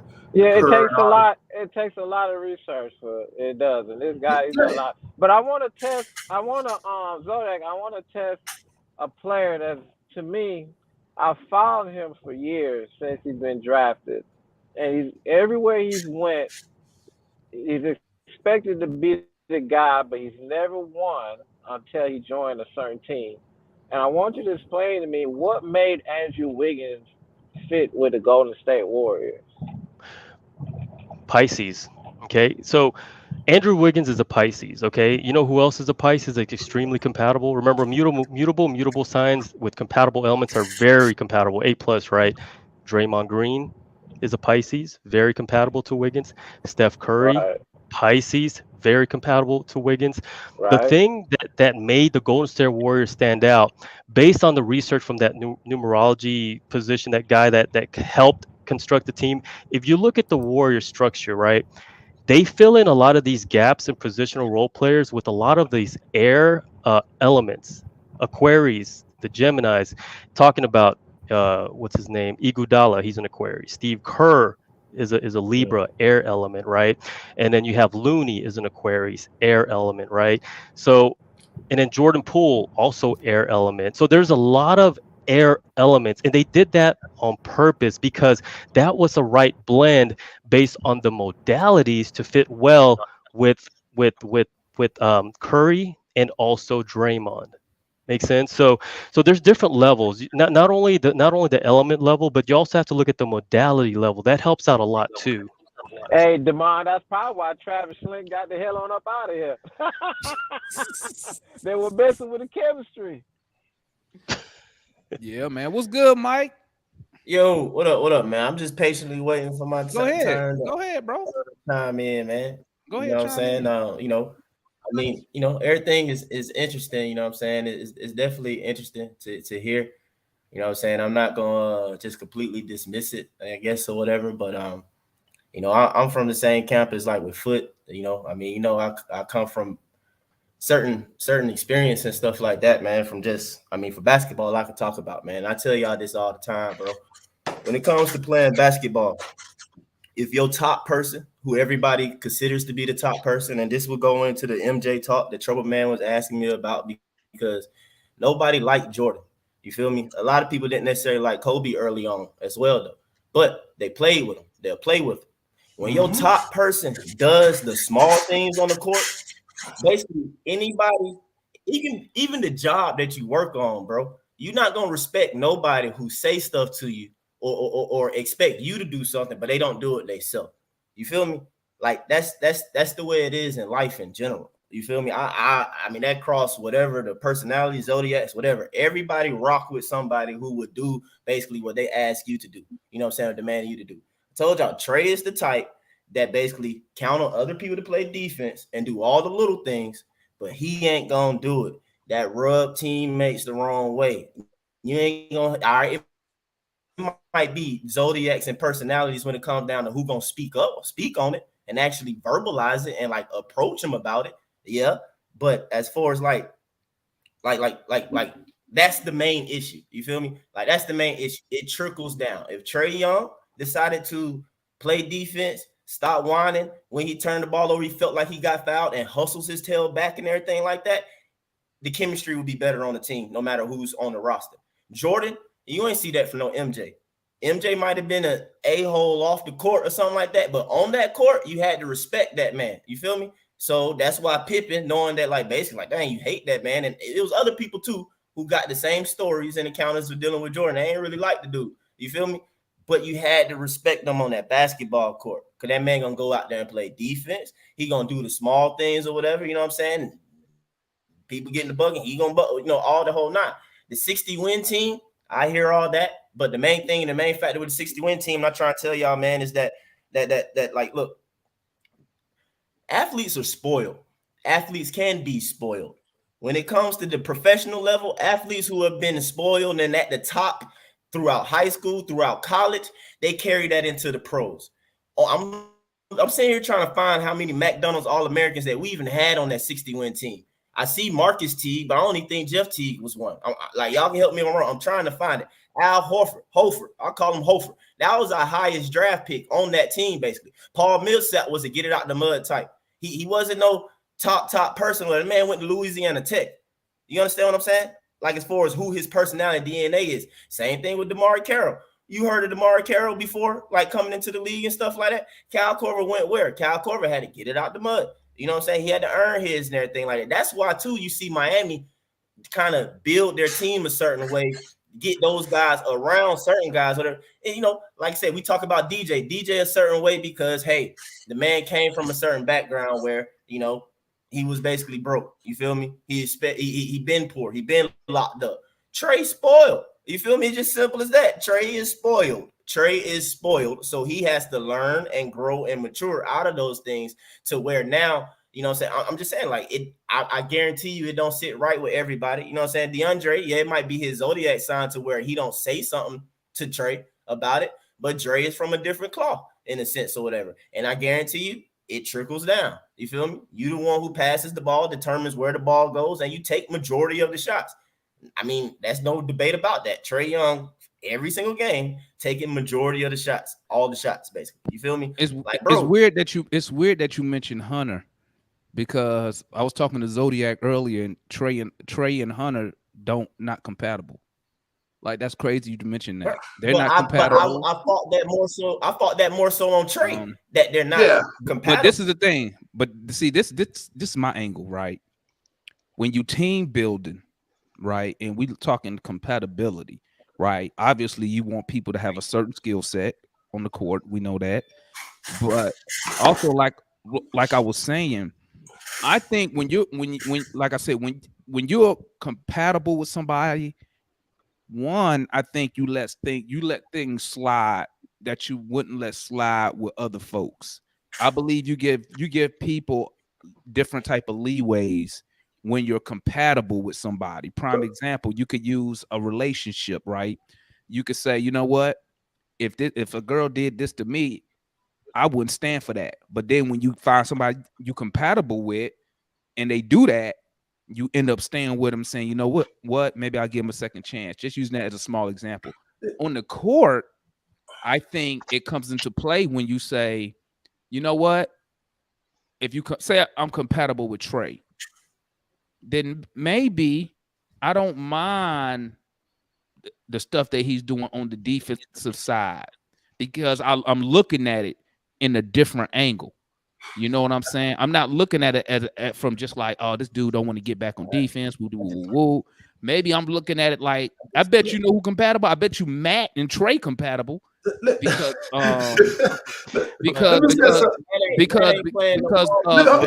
something, Marlon. But also, you got to look at Steph Curry. He's not known for his defense. You got to look at Jokic. He's not known for his defense, but their teams are extremely compatible. The team. Hold on. But also, difference, though. They're team players, though. Jokic was a second-round pick. Steph Curry is an NBA son, NBA dad's son who went to Davidson. When you're compatible, that's what I'm saying. But when you're compatible, Mike, when you're compatible, players are spoiled. Listen, y'all right? overlooking. I feel you. I'm not saying that. I'm not saying they're not. Steph Curry is not a spoiled basketball player. I'm not saying they're not spoiled. What I'm saying is this: you look past deficiencies when you're playing for somebody or with somebody. Yes, it's facts, man. It's facts. No, you don't. It's not facts. It's not true, man. It's not facts. How is it facts? Because it's not. Because prime example, Jokic is not a good defensive player. Okay, we can all agree on that. Okay, but Jokic is definitely a more he's a different passer than Trey. Because they're compatible. Passer, bro. Let me say something real quick. Because he's compatible with the players. But hold on, let me say something real quick. And then we talking about the Hawks. And Mike broke it down the best he could, right? And you go back, these dudes are spoiled. Same way y'all folks, a lot of folks don't clown me about JJ. Talking about why you hate. I don't hate him. He ain't ready because I followed kid through house because his ass was spoiled. That's why he looked like he is. He was spoiled. But hold on, let me finish. We don't have, and I said it in the chat. We don't have a leader. We don't. Period. We don't have players players that's compatible. That's why. Let me finish. There ain't no damn compatibility. We don't have a leader on this trade. Trey is the highest paid guy. Right. Trey's not a leader. Yeah, based on his Zodiac DNA, he's not. He's more like a helper. He's a coach's type of player. Steph Curry. Look at what Steph's doing. Right? He's been depending on the Zodiac. Again, we keep talking about compatibility, and Mike just broke down the dudes on that 60-10. Them dudes are hungry. These other dudes are spoiled. Because they're all compatible. Hold on, no, bro. This is what this. See, listen to me. I because they had everything handed to them. When they get to the league, they thought it was going the same thing. Gonna be no. What y'all leaving out is the chemistry of the team. The chemistry. When we talk about chemistry, you talk about fit, huh? No, the chemistry not right. You got these young sport dudes. Answer me this. Don't know how to play the game. Answer me this, Mike. How do you develop chemistry within a team, or organization? How do you develop that chemistry? Pick them dudes that's straight from the bottom out the dirt who want to work. That's it. That's it. You find somebody who say, "I'm gonna work hard." I'm trying to tell you. That's not how you develop. I'll tell you, bro. How you develop chemistry? Yeah, how do you? That's not how you develop chemistry, bro. How you develop chemistry is that our owner chose entertainment over actual basketball. So we took Trey Young. Okay, that's what happened. And Trey Young, Zodiac just said, ain't no leader. Why he ain't no leader? Because he don't do the little things. He don't do the small things. You find leaders across all whatever the signs is and personality is, it's still gonna be leaders, bro. Like, say for example, myself within my former jobs I've done, I had people come and respect me for the fact that, within parks and recreation, you know what I'm saying? Like I said, I run stuff in that and everything. I get community service workers. I don't have to. I can tell them what their job is and just send them out to do it. But certain jobs or whatever, when we at a site and I bring them to them and we doing something at the park and everything, I do it with them. I don't have to, and they respect that. They respect that in return. The one team that Trey Young would fit perfectly, because this whole team has all of the energies that fits him, and this team will even excel even better, is if they were to ever do a straight swap, okay? And this is going to be with the Memphis Grizzlies, okay? Ja Morant is the only energy that doesn't fit with the rest of the squad, like 9 players. And that's a lot of players. That's opposite of Ja Morant. If you switch Ja Morant with Trey Young, that would be an even better team. The chemistry for that team would be on another level, because Trey Young is extremely compatible with the rest of the squad, the Bane and the JJ, the Basically everyone in that whole team would be perfect. Ja Morant would be perfect for the Atlanta Hawks, and you would see an increase in chemistry because Ja Morant is a Leo, fits perfect with all the hot air, fire energies for the Atlanta Hawks squad. Which makes sense when Ja Morant was out. Was that the year before last when he missed all those games and they won 18 in a row? Bingo. They would still win. They would still win without Ja Morant. But that's the thing, though. But no, let me say this though, Zodiac. My bad to cut you off, but you ain't from Atlanta or you don't know Atlanta. Don't nobody ever talk about Atlanta when it comes. Don't you ever heard somebody say, "Oh, that's a blue collar town"? You ever hear anybody say that? No. Because we also don't. We as a city, we don't hold that either for the players that's coming here. What they call Memphis before they even got these folks, they call it the grindhouse. And I've been saying this for the longest of how you build around Trae Young is that you get a bunch of guys who basically like the guys in Memphis. I've been jealous of doggone they building for the longest. They've been doing it the correct way. They've been doing that though. Getting guys who gonna get it out the mud and do it. Like, bro, I told y'all, you cannot have not another person who is short and not willing to basically fight and get it all out around Trae. Trae is the only one that you can have like him. I ain't going to no Zodiacs or whatever, like him on the roster. We mess up when you get other questionable but folks. Like him, go ahead, Solution. Yeah, give me about 3 minutes, okay? Because I want to speak from a personal perspective, okay? Since we're talking on Trae, I want to speak from an Alpha Virgo perspective, okay? One thing you gotta understand about Virgos, like we're perfectionists by nature. We're a ground sign, which means we apply a lot of pressure, and pressure comes to us. We are always put in pressure situations. That's what the ground does. The ground holds up everybody walking on it. The crust, everything. It's a pressure sign. What you gotta understand about Trae, he don't give a fuck about what the front office is doing. Trae thinks he's Kobe Bryant. Think about when Kobe first came to the league. He had a whole bunch of adversity against him, right?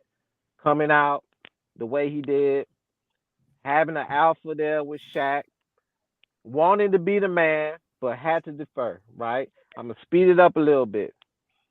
Shaq left, and everybody said Kobe wasn't going to be able to. How many games we watched Kobe, bro? Even when he went for 61 and he was hurting. This is what Virgos do.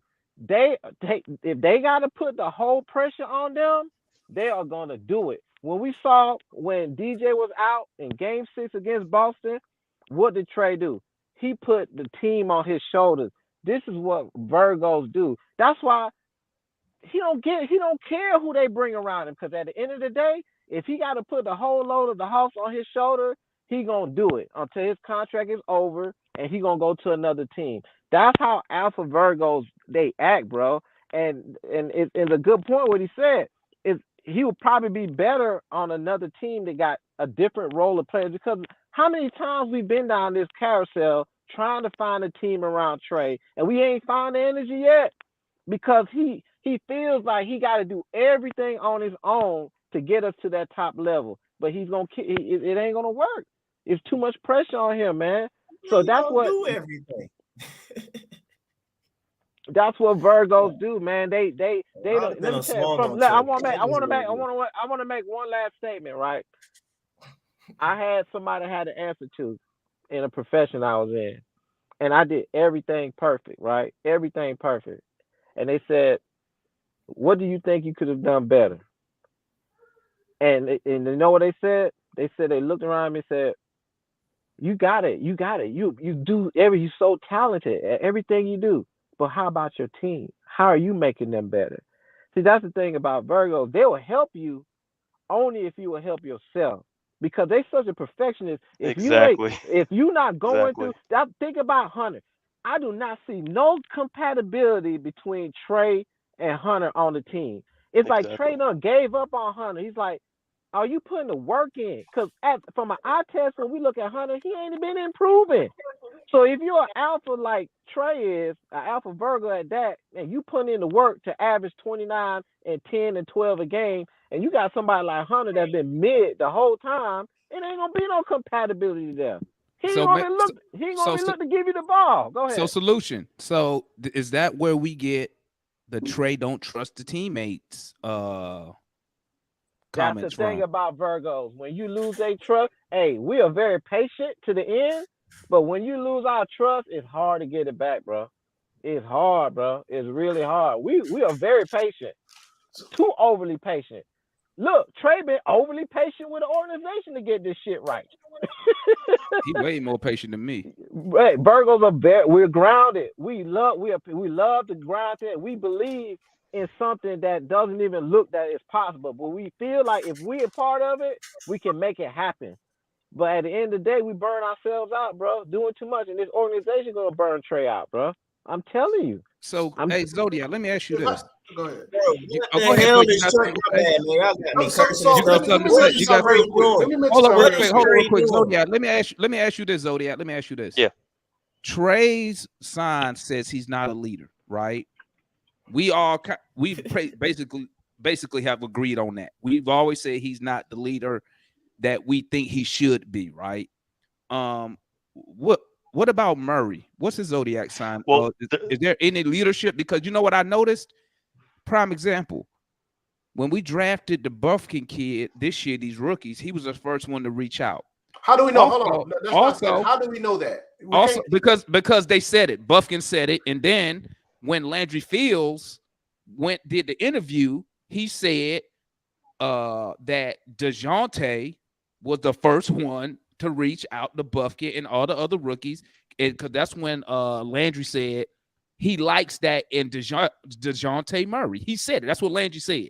And when you watch the interview with Buffkin and the other rookies, they said it. They said, who reached out to you? Buffkin said, only person who reached out so far, the first one was DeJounte Murray. So that's how we know that is a fact. I'm just What is Murray's zodiac sign? So check this out. They're born on the same day. They are both Virgos, but they are different types of Virgos. Remember the whole moon sign, right? So Trey Young is the amplified version of a Virgo, meaning that he's a Virgo sun and a Virgo moon. Now, this combination type is very consistent, very honest, hardworking. They're going to keep on going and going and going, and they value consistency, and they tend to overanalyze everything, right? To the point where they self-critique themselves too much.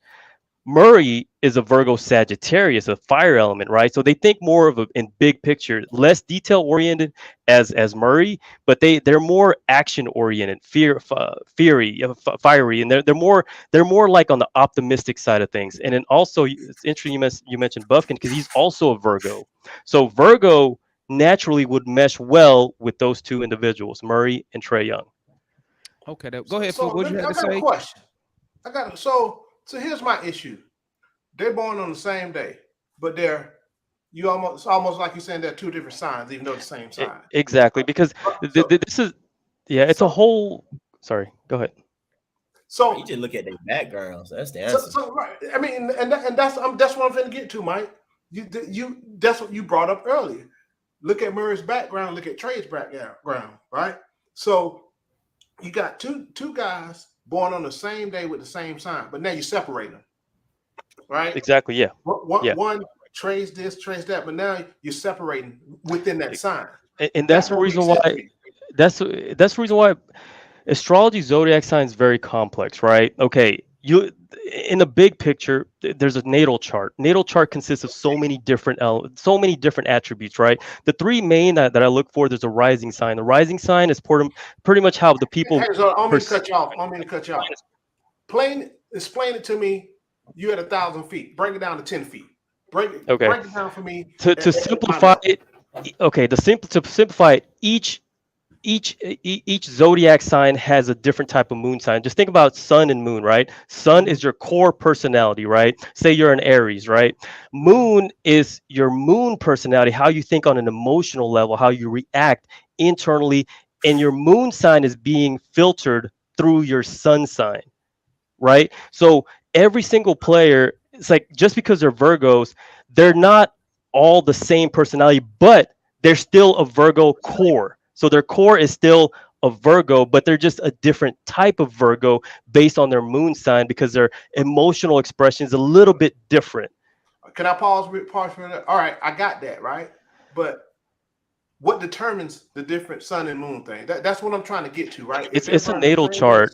It's basically the natal chart. Mhm. So explain all that. What's the naval chart? Well, okay, we got two In dudes simple with terms, the same birthday. How you it's differentiate based between them? it's based on the time that you were born, the location you were born, and the time of the sun when it was rising. So you'll have sort of like this stamped DNA, the date, the time that you were born, and it all stems back to historical times where all that astrology signs and the alignments of signs all have the correlation on the time that you were born and the location you were born and the placement of the sun and the moon at that specific time to the second that you were born, right?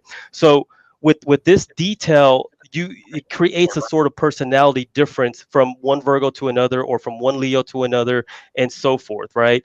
So but the core would still be a Virgo, meaning that they're still perfectionists, they're still detail oriented, they're still they overanalyze, but they have a different version of each Virgo, and that's what makes everyone unique. Not everyone's the same, but the core is the same, and that's kind of like the simplified version because there's more to it on a bigger scale, but it's too much to explain. But the simplified version is just that. So I got that part now. So basically, what we're saying, Virgo is the core, right? Then you're gonna throw in where, when, and time you were born, along with that analysis, right? Exactly. So now, if you look at let's say Aries, so same thing, time plan. Is there any way that a Aries and a Virgo could be the same if you take all that into account? Because see, that's a lot of that's like that analytics in basketball, right? That's a lot of math going on, crunching and analytics. Yeah. Big data is what I call it, right? There's a lot of big data. So is there any way any of those can match up like that? Be almost like the same. And that's the reason why I sort of simplified just on the sun level, because it's a lot easier to kind of explain. But the more details behind it, the core is still pretty much the core of the personality. That's a big chunk of it, right? But say in compatibility sense, there are certain levels that you could be compatible of a sun sign that's opposite of you, but not as amplified or enhanced as it should be if that element was compatible to you. But y'all would have a sense of understanding on an emotional level if the other person's moon sign is the same exact sign as yours. So, for example, if the other person's moon sign is equivalent to your sun sign, y'all two are going to connect on a different level. But that type of analysis is more zoned to actual relationships because it's more intimate. But that's kind of the reason why I don't really talk about that, because in the basketball terms, the guys just hang out together, they play together. It's the core that's sort of more on focused, because that's pretty much what matters more. What's their core? What's the core between Trey and DeJounte? What's the core? The core, they're both Virgo, both earth elements. So they're both Virgos, earth elements, and I think Solution explained it to the T. He's an actual Virgo. When he was describing himself, he was spot on. I mean, from a leadership standpoint, right? Well, from a leadership standpoint, see, the thing with Virgos, they're not natural leaders because Virgo is a mutable sign. The mutable signs, in particular to Virgo earth element, they're more like people pleasers. They want to help teammates. They want to make others better, or they kind of go with the flow. No, I got that, but we're talking about Trey and DeJounte, right? And I'm trying to see the correlation with you have Trey and DeJounte, same sign, born on the same date, but it's all, and I understand, I know what the naval chart is, right? Yeah. So I'm trying to figure out how they're different. If the core is the core, you spoke on the core. So then once you start getting a little bit more analytical, then that separates them, right? But for me, and bringing it down to the 10-foot level instead of 1,000-foot level, it's not making any sense to me because there's so much data. It's like I said, data driven. So much data that's there that you have to take into account. Get to the point where it's analytical, down to the T, to the minute, the second, where the sun at, the moon, whatever, all this other stuff. So when you're talking about compatibility, you didn't talk about that compatibility in the detail like you're doing now. So that's why I couldn't understand it. When you talk about who's their signs on the team, but you didn't get into all these details about, start with their core and going on to really what they are from an astrological standpoint. Does that make sense? It's very, and I agree with it. And the thing is, it's a very complex theory. That's kind of the reason why I just sort of simplify, because I don't mean to cut y'all. I don't think it's complex if you kind of explain it for us so we can understand, right? Yeah. Yeah. That's why I was asking questions. I'm not trying to talk down because this ain't my lane. I'm just trying to understand it for that sense. Yeah, and Aries, I mean, Aries are straightforward and they want everything straight to the point. And so I see the Aries, the reason why I like Aries is because they don't beat around the bush. See, you're a prime example. See, signs like that, other signs will sort of navigate to. Well, you know what, and this is what I mean in teams, right? So if you have a head coach that's a fire air, if you bring up that type of mentality, they like that energy because they prefer that. They rather have your energy than say another sign that sort of doesn't even say anything because they're too shy or they just don't want to, right? Or because they're afraid that the coach might get mad. But the thing with the Aries, there's certain elements that like that, but there's also other elements that kind of don't like that. But that's a prime example what I mean, because Aries, they're a cardinal sign. They're natural leaders of energy, right? And they're straightforward. Think of it as a ram. They do everything straightforward and they do everything fast and they like to get things done quick. And a good sign to mix well with them are like Leos, Aquarius. Those are the signs that fits very perfect with an Aries. But yeah, it's so complex. But I do understand what you're trying to say is that you want to boil down to the nitty gritty, right? To straight to the point. Exactly. You get to the nitty gritty. Exactly. How you come up with I'm gonna simplify for it. The reason why Virgos can't be good leaders at times is because they try to do everything on their own. If you know a commander on the battlefield, what does he do? He tells his right flank to go here. He got a plan for the people in the back and the left. Virgos don't think like that. They want to apply all the pressure on themselves and they want to be the one to shine. They don't know how. I don't mean to cut you off. I get that part, right? I was talking about breaking it down when the whole point when Damon mentioned Trey and DeJounte, right? With the same birthday. Right. So what I was trying to get to now, how do you differentiate between these two guys? Because for me, from what was said, they're like total opposite, but it's born on the same day. That's what I was trying to get to, right? To when you start coming up to. About go ahead. Another thing, when you have a backcourt with Trey and DeJounte, Virgos naturally don't like confrontation. That's why you will see DeJounte fall off and don't do nothing, and then you will see Trey doing everything. Because Trey, and once a Virgo keeps going, it don't know when to stop. It don't know when to stop. It don't say, okay, let me get my other teammates involved. You know what I'm saying? Same thing with Murray Stark. They don't not, and that's why we such a mid team, because of the chemistry in our backcourt. They don't know how to look at an overall game. They want to play a perfect game. And the thing about a Virgo is that when they're such perfectionists, because when they practice so hard, everything good in practice, and then when they go 2 for 12 in the game, they don't understand what the fuck is happening. And that shit fucks with their head, bro, because they are such creatures of habit. They're so perfectionist, bro. When shit don't go their way, that's why Trey don't know when to stop shooting the fucking ball. Get other people involved. They don't know how. That's why they're not good leaders, bro. They don't know how to use shit around them properly, and that's why we've been a mid team. They're great players. Don't get me wrong. DeJounte and Trey are great, but they conflict each other, bro. You know what I'm saying? That's why we look so good in certain games. And they will look terrible in other games, bro. What about the other dudes on the team? Not just them two. What about the other dudes? Well, the other, that's pretty much what I referred to earlier. So all the other elements are actually opposite of those two. So the three that get along, okay, just put it this way. Capella, he's a Taurus, and Virgo, the two Virgos, right? You have Murray, and you also have Trae Young and Capella. Those three get along, right? I mean, as far as for energies, think of it as energies, right?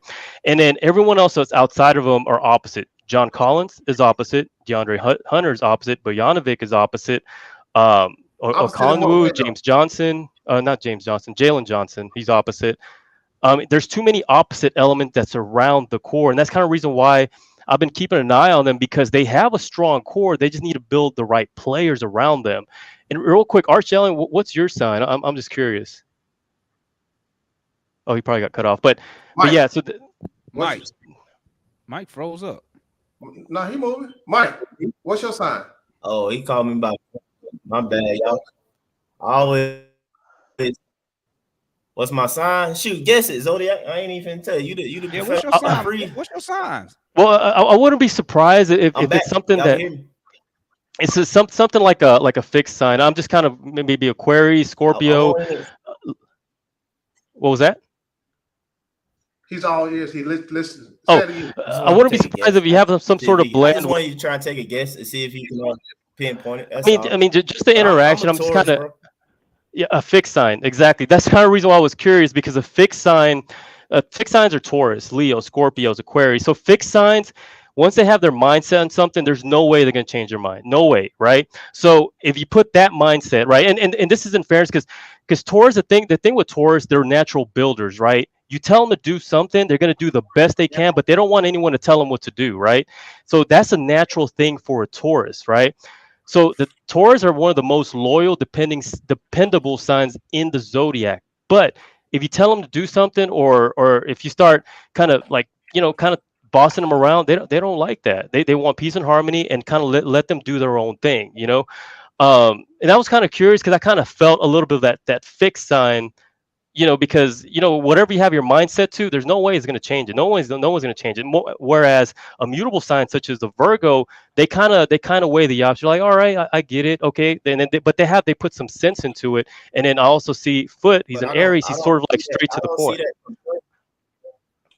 I'm saying I some of the stuff like I don't dismiss zodiacs or this and that and everything like that. Like Dwayne trying to bring certain stuff up and everything like that though. But I do take it into account. What I'm saying? The system had to be in place as far as like just humans evolution and life and continue to be born and stuff like that and personalities you talk about and everything. But some things are not me. You know what I'm saying? Like okay, builder as in I'm an artist or I'm a creator. But trying to do the best that's not always necessarily the case with certain things. I'll admit that myself. You're an entrepreneur, so And that's a that's builder. where the like, moon sign is. The moon comes into place. Yeah, right. That part is, what I'm saying? I can't, I am a loyal person, what I'm saying? I rock, like once I'm locked in, I'm pretty much locked in with you, what I'm saying? I'm gonna be that way. But when it just comes into basketball, what I'm saying, and this or really just in life general, because people talk about relationships and stuff like that. Heck, I mean, I'm 36 years old. I'm not that old, but just from experience of life, experience for playing ball and stuff like that, even experience from working and stuff like that. When I find out that like, oh, I'm compatible with somebody, quote unquote, is usually because we might share a similar background. Like we have a background that's kind of similar to each other. So I'm like, oh, okay, that makes sense why you a certain way, what I'm saying? Because even where you from, even it might be another state or another city, you from a similar type place, what I'm saying? Or you from a similar type home or something like that. When you talk about relationships, a key factor in relationships, male and female not necessarily working a lot of times or whatever is background, certain issues, certain things of that nature and everything like that. I mean, the man's talking about how you might let some sides. Sometimes that come with experience. You get older, you're going through something. You're like, all right, I was petty that last time. So I know that this is a small thing ultimately, so we can work on this and I'm gonna move forward. That's experience and background and stuff like that. Living. Like again, Trey, I'm just gonna keep saying like solution. I'm sorry, man, but it does bug me like using the term everything and Trae Young when it comes to basketball, because that's the problem. Everything is not shooting the ball and passing it. That's not everything. It's so much more to the game of basketball. And again, that's the issue. Trae Young doesn't do everything. And I believe that trickles down to the rest of the team when he's the de facto number one guy. He's the one with the commercials. He's the one with the shoe deal. He's the one with the most money. No matter what, if you can say he's not a leader, but he got everything. So that's going to rub I agree other with you. people That the was my point. My point was that he wrong tried way. to Now, do it depends on personalities if somebody going to actually step to the man and say something. I agree with that part. You feel me? Because of PJ Tucker, well, you say he a Taurus. He would have said something. I know y'all hear me all the time before even saying I'm a Taurus. I'd be telling y'all, bro, I'd have been a swung on, bro. Because when it comes to playing sports, either I'm a swing or you're walking off the court. I'm not playing with you. It's just simple as that. I'm not playing with you. I'm not doing it. I'm not doing it. I'm not doing it. I'll do it for a while. I'll suck it up, but it continues to be that case and everything. Like, coach, if the coach not like doing anything about it, I can't do it. Like if I was in the league, so I've been undemanded a trade, and it would have been a big skeptical about it because I'm like, bro, I got to get out of here. I got to get out here. Nobody's holding this dude accountable. The ownership is, coddling him even more and making it, more of a thing for him to get away with it. Like, I can't be here. You feel me? And for me, like I said, DJ, DJ is the way he is because of his background. I'm interested to find out what's Jimmy Butler's zodiac, but for me, He's also Jimmy Virgo Butler's Aquarius. background, why he is. The He's a reason why Virgo Jimmy Aquarius. is the way I'm he gonna is. keep it one. I'm Huh? gonna keep He's it a what? 100 with. He's a I'm gonna Virgo keep it. Aquarius. Okay, Hey, but I'm gonna keep it it's 100 his with. background. You know what I'm saying? I'm gonna keep it 100 with you. I agree with everything you're saying. That's my point when I was saying with Trey. Trey tries to do everything too much, and he's not capable of doing everything. First of all, we know based on his metrics, his size, undersize.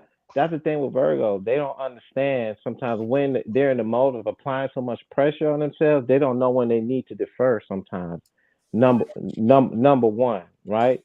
So I agree with everything saying. That's why we haven't seen any leadership out of Trey because he's been I incapable just of don't think increasing he that do part of his game. everything. I just don't even think he try to do everything.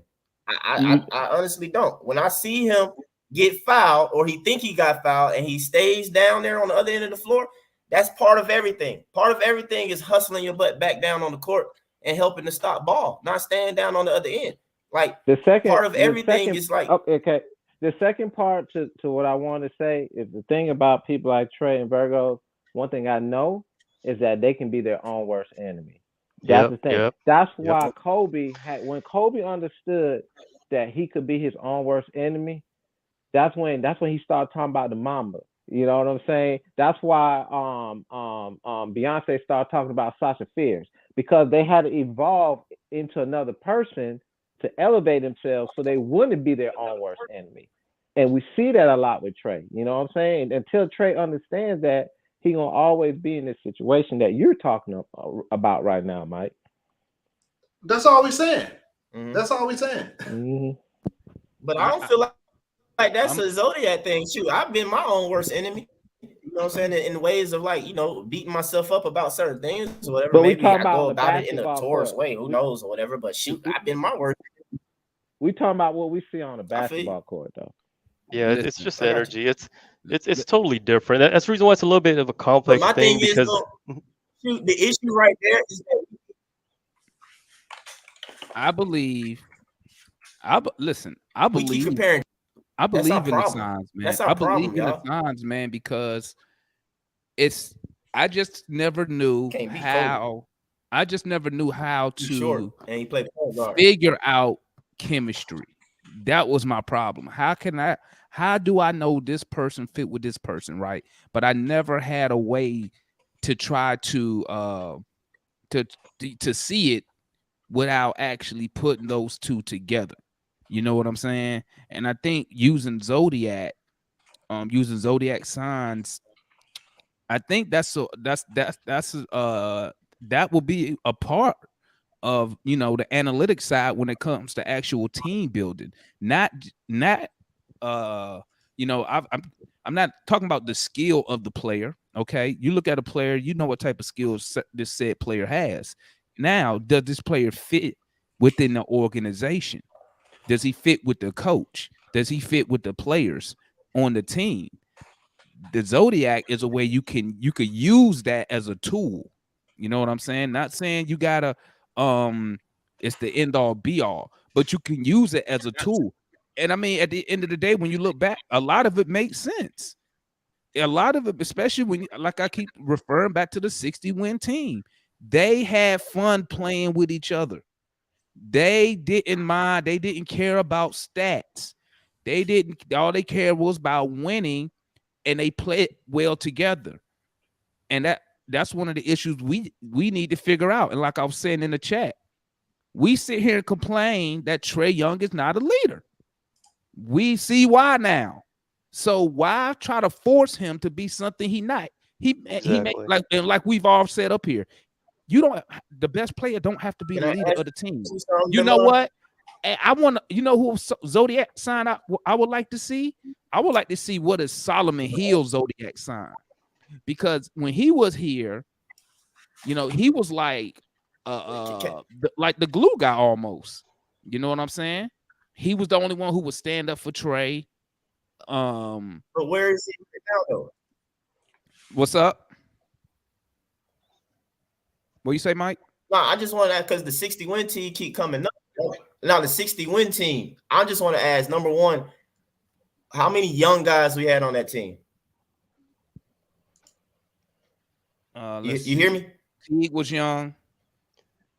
From the How many 60-win young, team. how many basically young compared to the Hawks, and they just went to the ECF? How many young guys were we counting on, and how many young guys was on that roster? Okay, what are we counting as young? Are we going by age or years in the league? What is young? So real quick, a good example of the age. A good example, look at OKC, right? OKC is probably one of the youngest team, probably the youngest team next to the Houston Rockets, right? The way I analyze the OKC Thunder, they're more of like a B rating as far as for Zodiac chemistry because they have a lot of cardinal natural leaders and a good blend of fixed signs mixed with that team. The Rockets, on the other hand, they're more like a D, C plus at best because they have way too many fixed signs. I mean, that team doesn't even fit Sengun and Jalen Green with the two players they're trying to build around. So I can tell you right off bat, they're not going to do, even with the addition of Van Vliet and then Brooks, it's just not going to mesh well. And you can already sense that OKC already has a better chemistry, but they're a young team as well, you know. So that's one example I kind of mean by that because the Rockets are a very talented team, but the blend of the energies doesn't match. Fixed signs, I'm telling you again, that they're good. They have the Jabari Smith, KPJ, they're both Tauruses.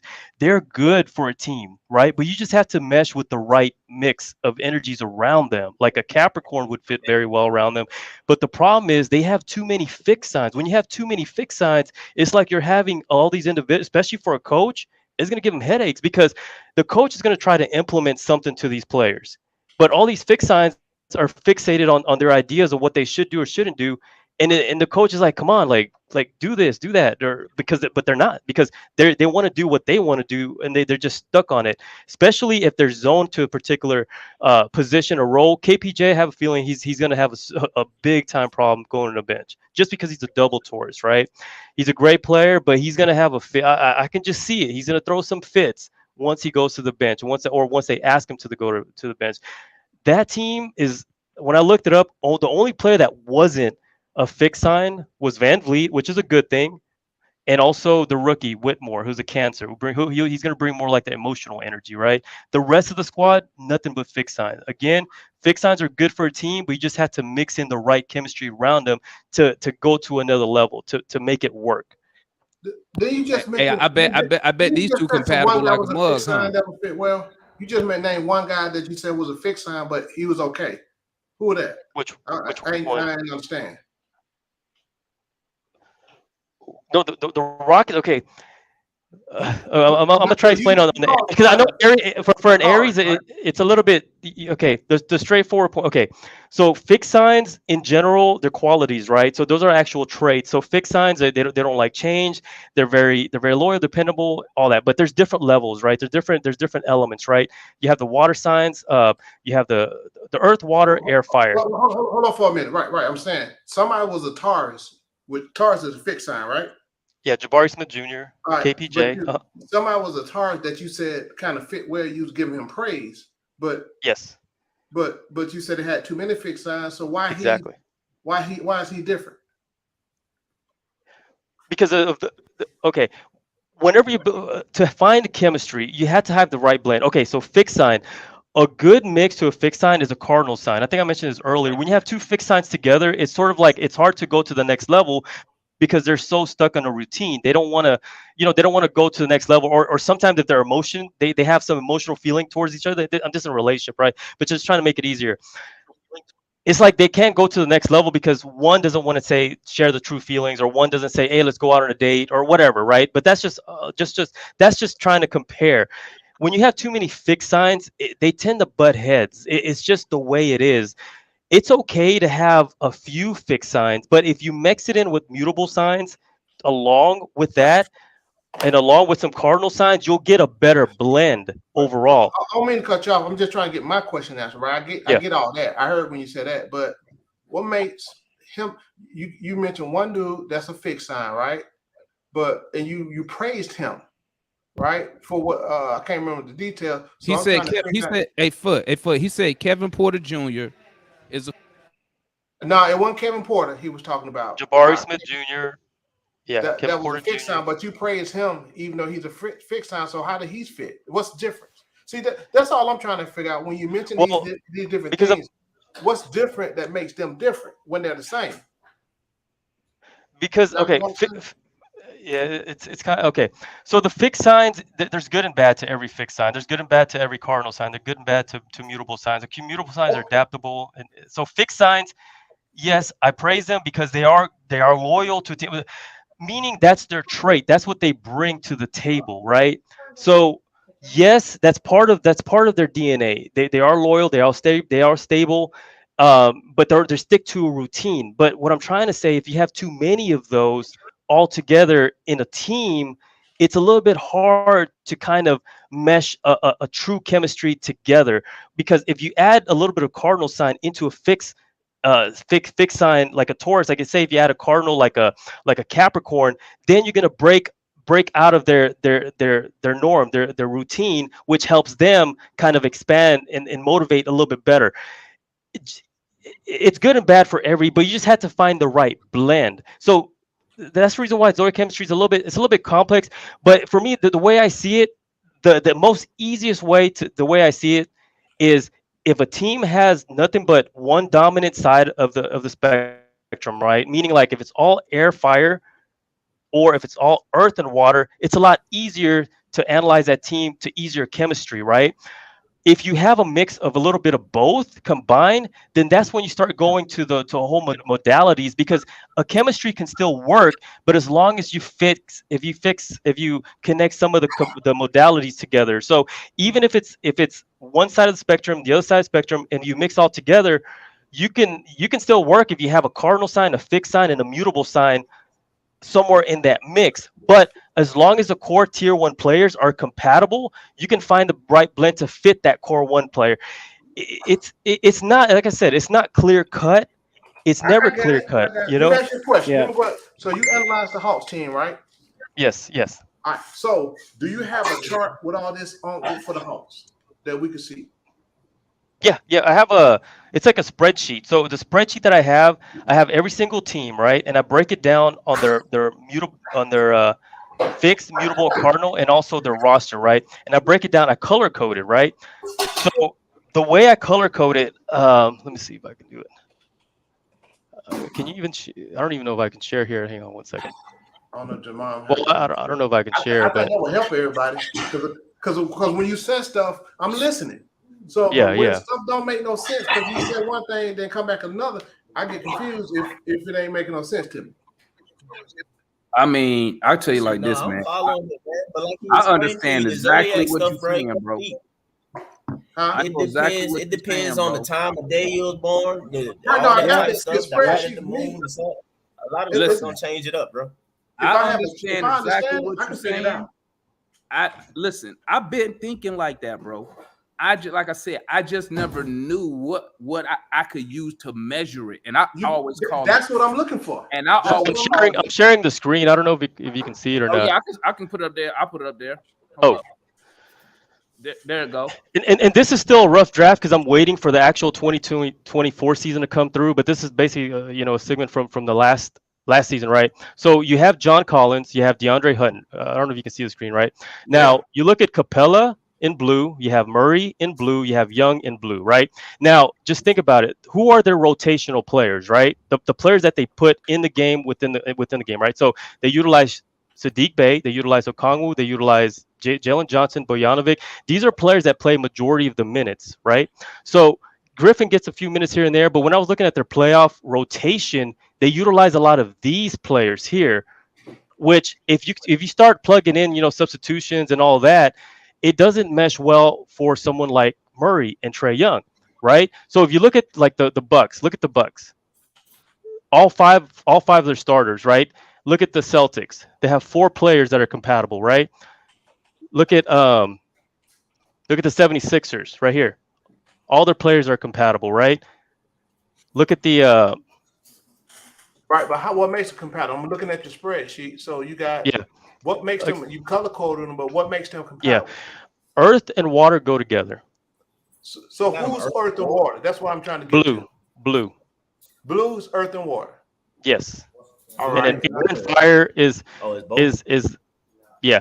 Now this one, okay, this is like another level. So Caldwell Pope is an Aquarius cusp, meaning he's born on a cusp, right? So he has a mixture of both, meaning that he has a little bit of Pisces in him and a little bit of Aquarius in him. So those combinations, that's like another level of elements in play. But those are rare because there's not too many players that are born under a cusp, right? So this is just more like another whole level of analysis. But to simplify it, to make it a lot easier, if you were to break it down just on elements, this is pretty much what I'm talking about right here, right? So if you have at least 4 compatible on the floor at the same time, teams tend to do a little bit better. Majority of the teams, if you look here, they're what I call 3-2, meaning at least 3 compatible and 2, right? 3-2, 3-2. The Pelicans, if Zion was healthy, would be a really good team, right? Mavericks would be another team, right? Now the thing is, since their tier 1 players are Kyrie Irving and Doncic, there is a conflict there because those are your best players. Now, if they were compatible together, it's an even better chemistry, right? So there's so many levels looking at it just to build chemistry. It's not clear cut. It's never clear cut. It's more of a combination as a whole, right? And then you look at the Thunder, right? Thunder has a good core of the right players to mix with certain players, right? Look at the Jazz is another one, right? The Jazz, they did good, but remember when Sexton, the Jazz, beginning of last year, they were like number 1 for like a short period of time when the season started.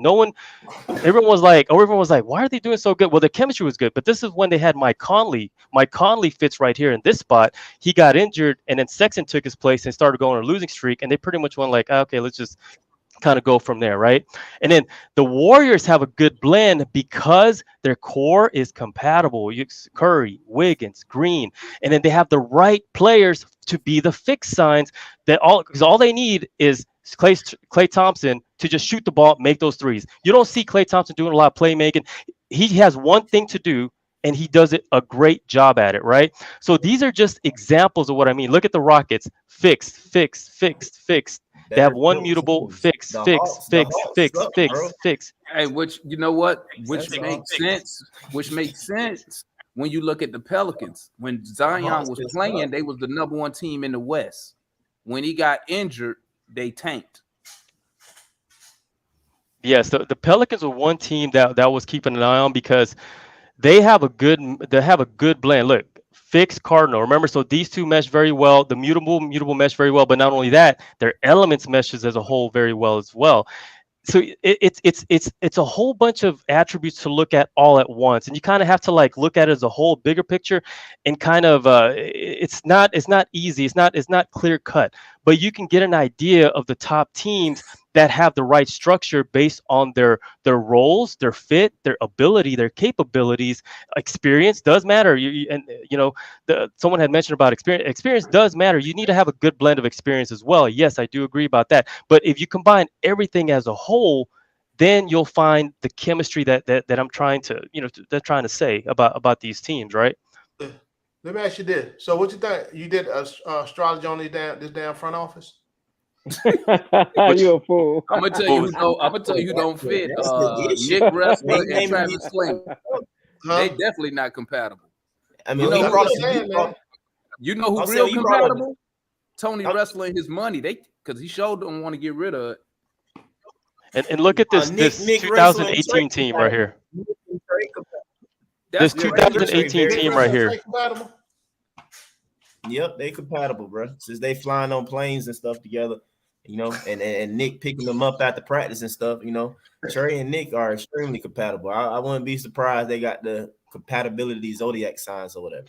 But but again, for me or whatever, it's just basketball, bro. Like I understand it's all fitting.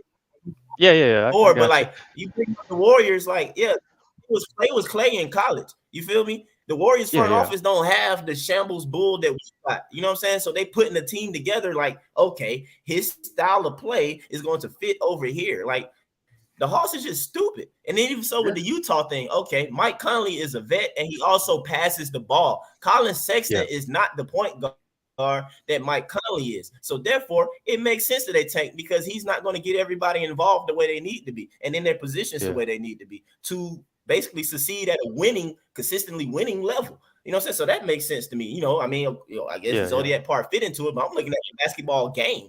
Like I said, Colin Sexton from here. Second problem is that like he more of a bull and a gunner. You know what I'm saying? Like he just trying so you would say, stuff like that. so you know what, Mike? So listening to you, what's up? It sounds like you pretty much agree, but you just saying it in a different way, because with the Colin Sexton, how you said he does A, B, C, and D, and you know what first thing popped in my head? I was like, yeah, you're right, Mike, because he don't fit. He's not compatible. That's easy. What you mean it's easy? Yeah, he don't. Yeah. It's basketball. And that's how I'm seeing. I'm seeing. I'm saying that's his issue. That's his issue with being in the league. Period. Like Colin Sexton is going to get bounced around because he plays the point guard position and it's his style of play. He's not basically Dame. You feel me? Like if you're not going to be literally no doubt a top scorer being a point guard, you're not finna stay with a team like that, bro, because the point guard, and I tell y'all this all the time, the game of basketball is built for your point guard to distribute the ball and get others in their position. The issue that the Hawks have is that I tell y'all, Trey be having his inner alarm go off where he feel like he got the score. And, bro, like the game just not built for that, bro. The game is just not made for that. Trey is too short. Trey need to be a shooting guard. And if he need to be a shooting guard, I don't want him here. Maybe we need to get players that he trusts. Let me make a comment, Demond. Listen, people got on me about a couple months ago when I said it's a spiritual part of the game. People like, what is Solution talking about? What we do since we started on this show, we talk a lot about the physical part. We all see the physical part. I think Foot came in and said, well, how does this relate if somebody is Buddha or Christian or Muslim or what? That the thing is, every player that walks into the locker room, and this is undeniable, every player that walks into the locker room brings a certain spirit into that locker room with him. That spirit and that belief and what that player believes in, that's behind closed doors. We don't see it, but we know it does exist. Let me tell you something about Trae Young, and I can speak of this from a Virgo once again. Thing about Virgos, they don't care about being a leader. As long as they're making a substantial contribution and they know that their success driven, like their statistics show success, you can put leadership. This is a harsh reality that we have to accept about Trae Young. Let me tell you something. Trae Young don't give a fuck about being a leader on this team. As long as Trae Young is allowing this team to be in a competitive mode, that's going to satisfy him. He doesn't care about being a GM. That's why he loves giving input. Virgos love that. They love when they success and they still got a voice. They can be over here and because they are so good at it, they don't have to be a leader. They still got influence everywhere because they want to be perfect at everything that you asking them to do. So the harsh reality is Trae, I'm telling you, he don't give a shit about being a leader on this team. And we got to accept that. And he probably get bounced out of here and go to another team and be better. But while he is here, I'm telling you, his influence on this team is right where he's comfortable at, bro. And he's been going on his 6th year. And if he ain't a leader by now, come on, he ain't going to be a leader. Hey, let me hop in here, Solution. And before I say this, I agree with you 100%. And that's why I said maybe we shouldn't try to make him what he naturally isn't. But my guy Zodiac GM got a bounce. Yeah, I want to give a shout out to Zodiac for tapping appreciate in having with us. me, man. Appreciate it. Good conversation. Got us thinking on a different level. And like I said, maybe this will be a part of a front office analytics when they, when they building a team. Me personally, I see where you're coming from. Because I had to do a lot of team building. And like I said, I'm gonna say it again. I just never understood. I just never figured out how I could measure it in somebody before actually doing it or having a tool or measuring a measuring tool. But I'm sold. Now I'm not sitting here saying that's the end all be all, but I feel you and I appreciate you having you on the show, my guy. Thanks for tapping in with us. Does anybody have anything to say? And then we'll let Zodiac get the last word before he roll. Hey, appreciate your time, man. You know, Awesome, man. appreciate your time. Anything to say? Hey, I appreciate it, man. Till next time, man. We'll keep in touch, and I love this, man. So yeah, appreciate Yeah, it, man. I just gotta say I appreciate everybody having an open mind, having an open Yeah. discussion, not being closed minded. There Because you go. we want the best for this team, man. Where we can kind of go in whatever corner we can to kind of figure that out. Yeah, Because we just have not had good chemistry since Trey's been here. You know, it's been a problem even before Trey's gotten here. So, hey, I appreciate the open forum, man. Awesome. You got anything, Georgia Kid? No, he throw his usual peace sign. There you go. You got anything, Mike? Or did you say something already? I didn't hear you. Oh, next time you come back, Zodiac, come back with some ownership signs and breakdowns. Bro. Exactly. Yeah, I'll do that. I'll do that. Winning franchises, you know what I'm saying? Zodiacs versus. I feel you. And once again, I appreciate all the comments and everything like everything you said about the we talked about the Tauruses, the Aries, all that, and I appreciate y'all side of things, and again, it's fair game. We're not gonna disagree just because this and that, or agree because this and that. That's just the way we are, and it's okay. And I appreciate everyone's comments and everything else, and just having me in the show, man. I appreciate it, Damon. No worries, man. Hey, All right. family, we at the 2-hour mark. All right. Wait. Oh, y'all want to talk about DeJounte? We can do another quick 20 minutes now. What happened? I think they said DeJounte put out a tweet. But did okay, y'all hear about the He's Hawks loyal. talking about that he's going to re-sign, that they have an offer for DeJounte 4 years, 120? Did y'all hear that? That he's going to sign? Yeah, I heard about that. Y'all want to go in and talk about it, or y'all want to wait till the market? I'm doing a show tomorrow, exactly at I think free agency officially opening at noon my time. I think 1 y'all time. I'm gonna do a show then, see what pop off in the first hour of free agency. We know, basically, I'm trying to see is we gonna do something. Do we have something already in the burner and just waiting? But if y'all want to talk about what we saw on Murray, we can go another 20-30 minutes real quick if y'all want to. It's up to y'all. Don't matter to me. I just wanted to say real quick about DJ's tweet about him being loyal, and he's serious about loyalty. Go ahead. I just want to say, he ain't a Taurus. And He a Virgo. Zodiac King. Zodiac dude said that Taurus are the most loyal, right? I don't know. Isn't that what he said? You don't know? Well, I think he said once y'all are given the task to build something, y'all very loyal at finishing it. That's the difference. He did say that. But it was more parts to it. Yeah, it's a lot of parts. Well, one of the traits, I'm a Taurus. One of the traits for the Taurus supposed to be is loyalty, all right? So that's what I'm saying. DJ not that. He a Virgo. I mean, it could be dependent upon the moon and all that stuff, but for me, it's his background.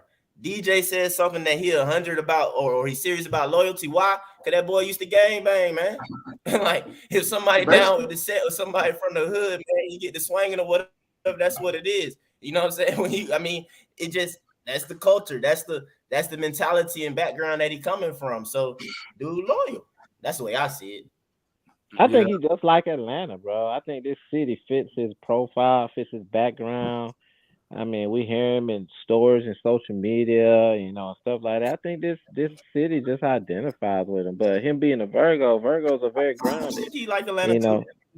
Yeah, I mean, Virgos are grounded, man. They're a ground sign. They like to stay where they are, and they like to grow out of it. They want to prove a point. They want to prove that they can overcome any obstacle.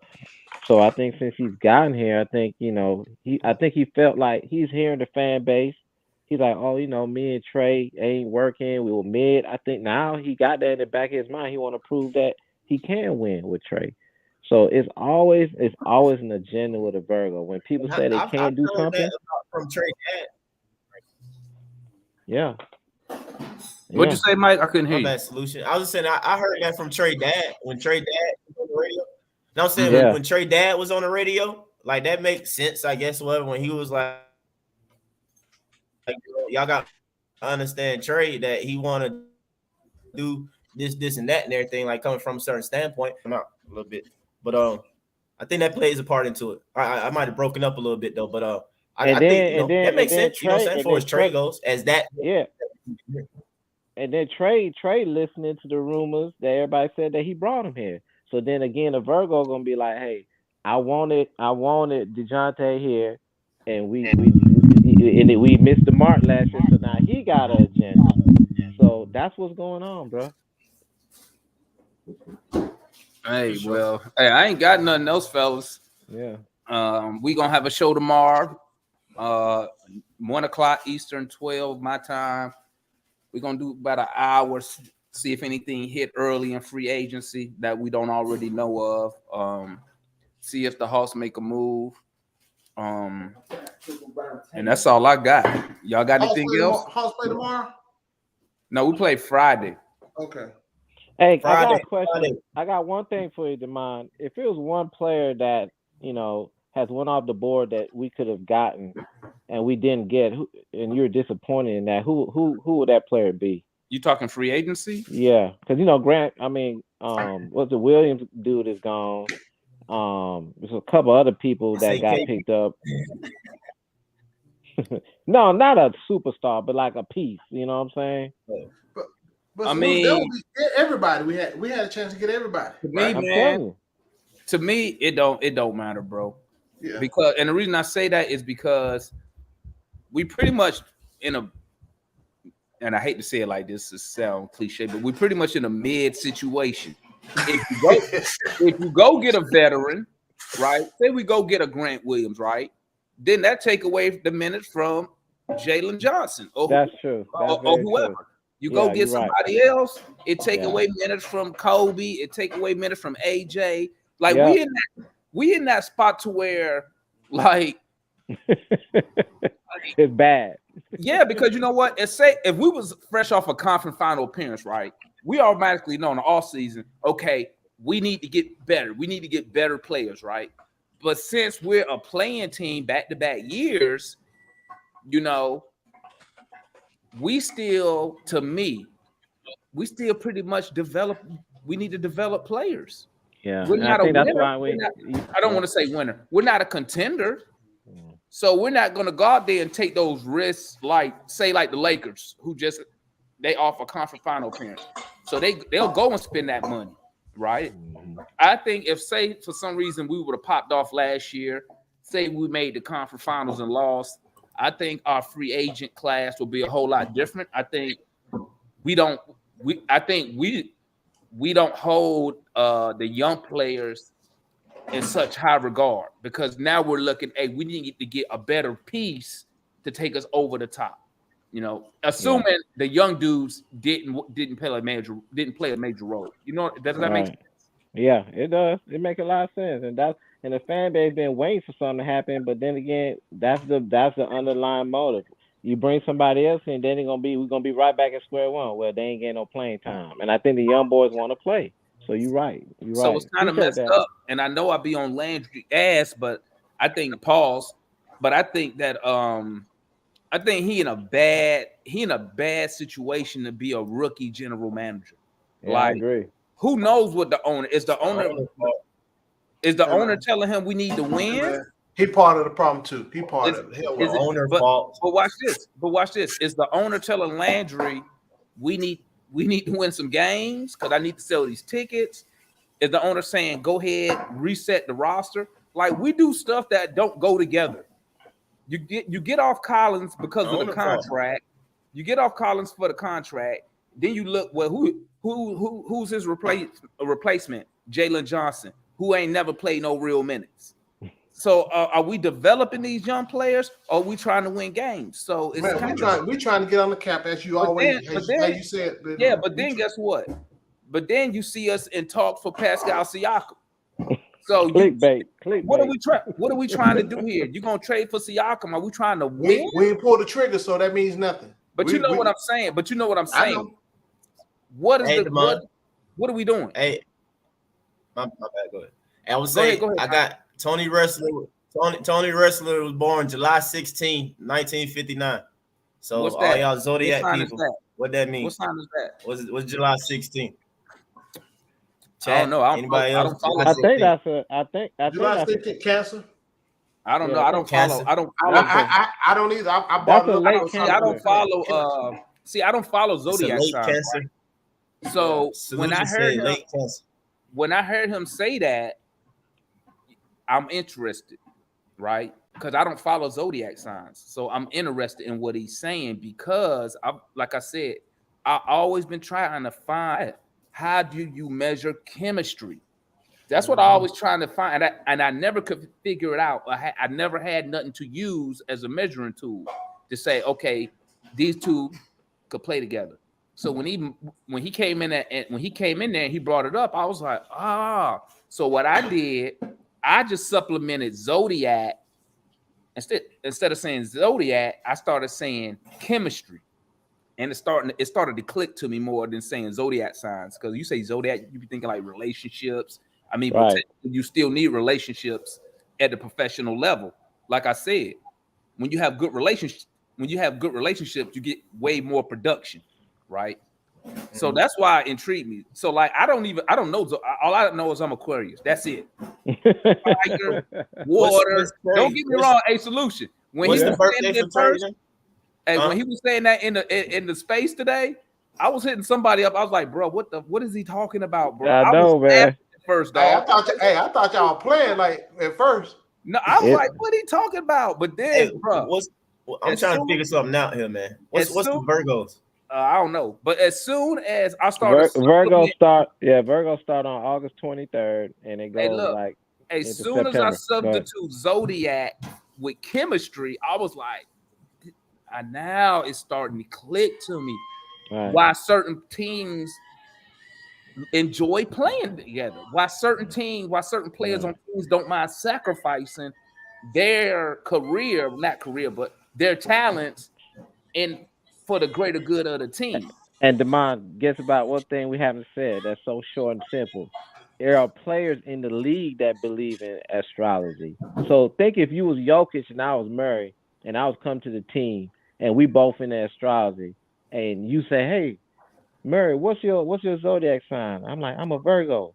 And then Jokic be like, damn, I'm a Virgo. Then they say, like, you already optimistic because you are. Think about the players that know stuff like zodiac, what he was talking about. It gives them a different sense of optimism, bro. People. So man, it's just in relationships. Like you know your sign, your compatibility, bro. You know what? I wouldn't be surprised because now professional sports is more analytic based anyway. Right.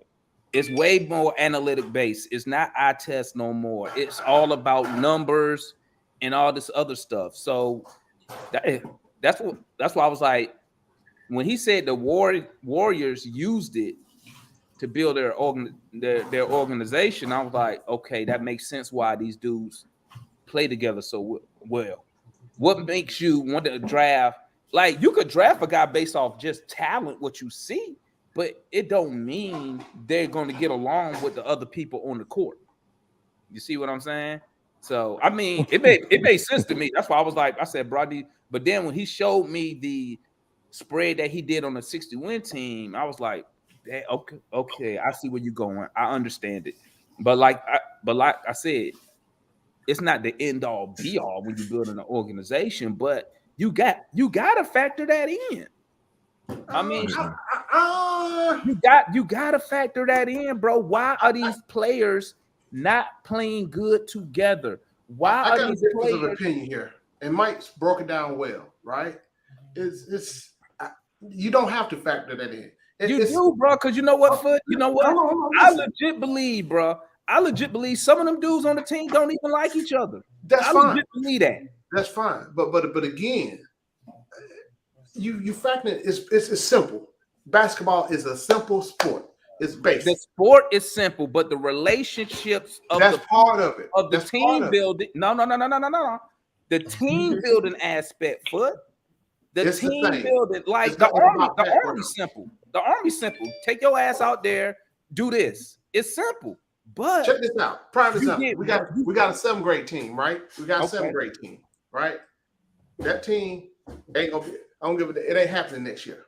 They're splitting up because they don't work well together. From a basketball thing, personality, you can see that. They ain't got nothing to do with no damn analytics. I can put my eyes on it and see it.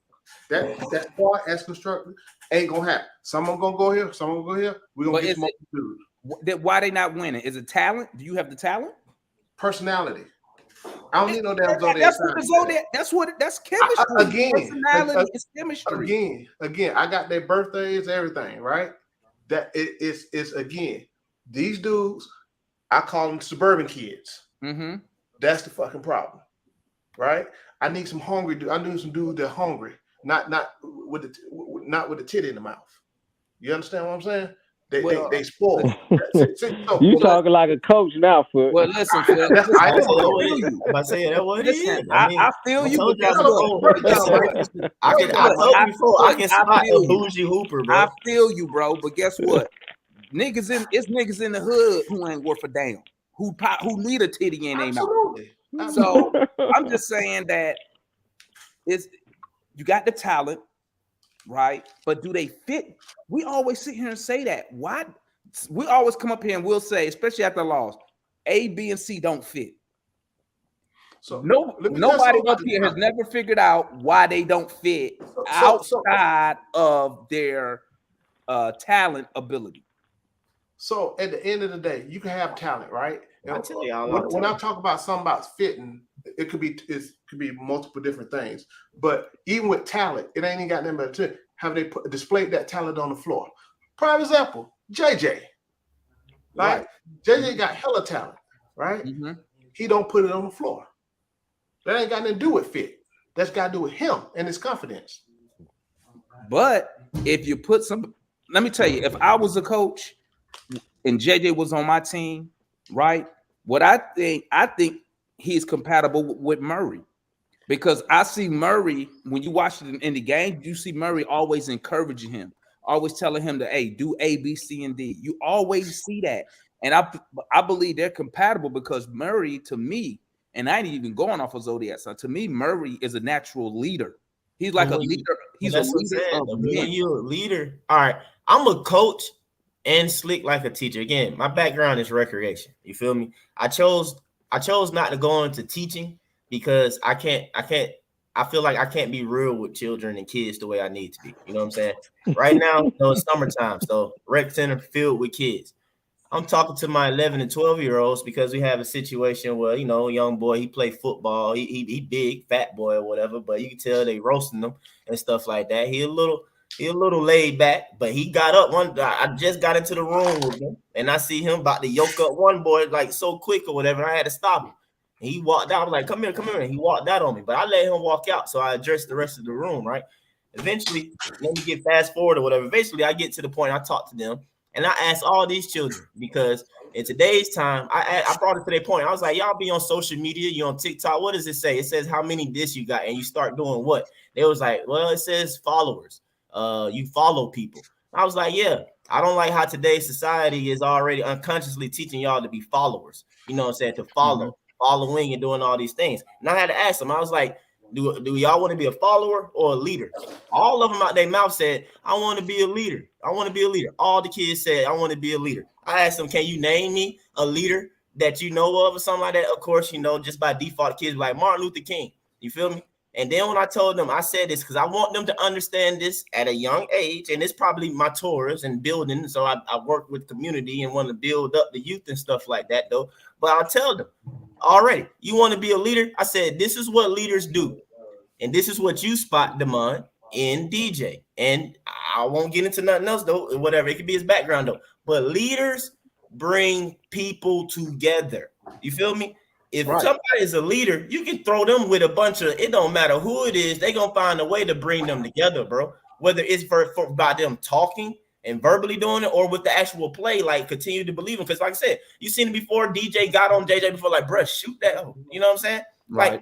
Like that's a leader. You know what I'm saying? Again, I can agree that Trey is not a leader. Okay, we all can agree with that. But that's when my fingers go right back to ownership, because they chose entertainment at the beginning. And at the same time of choosing that entertainment, they didn't make sure that they got somebody in here to truly lead, where they are so also on the same level as Trey when it comes to like ability wise. You feel me? You Mhm. you sort of finally getting it with DJ, but I hate the fact that he's playing shooting guard because he undersized at shooting guard. And y'all know how I feel about that. I was like, we continue to just be undersized. I hate that crap, that getting on my nerves. But at least you got that personality with DJ, you know what I'm saying, there. But at the end of the day, yeah, DJ's just a leader. You feel me? Like I can kind of go into like his background and stuff like that. Because again, like I told you before, I said before, like for me, I can spot bougie hoopers. You feel me? DJ not a bougie hooper. Trey is a bougie hooper. Bougie meaning that gym only, travel ball, organized all the time, all that type stuff. That's Trey.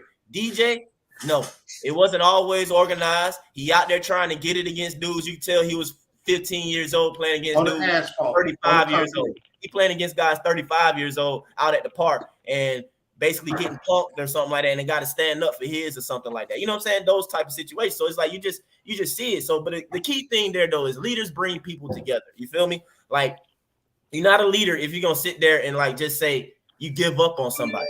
Like that's not a leader. You know, definitely not. But we all agree Trey not a leader. That's why for me, I don't accept when a lot of fans be like, oh, and excuse it. I'm like, man, nah, he got to go right of that. I'm not saying he can't. And then at the same time, though, you can develop into leadership. You know what I'm saying? Because it's a reason why jobs and stuff send people on leadership training. I don't think. See, that's where we disagree. I believe leaders are born.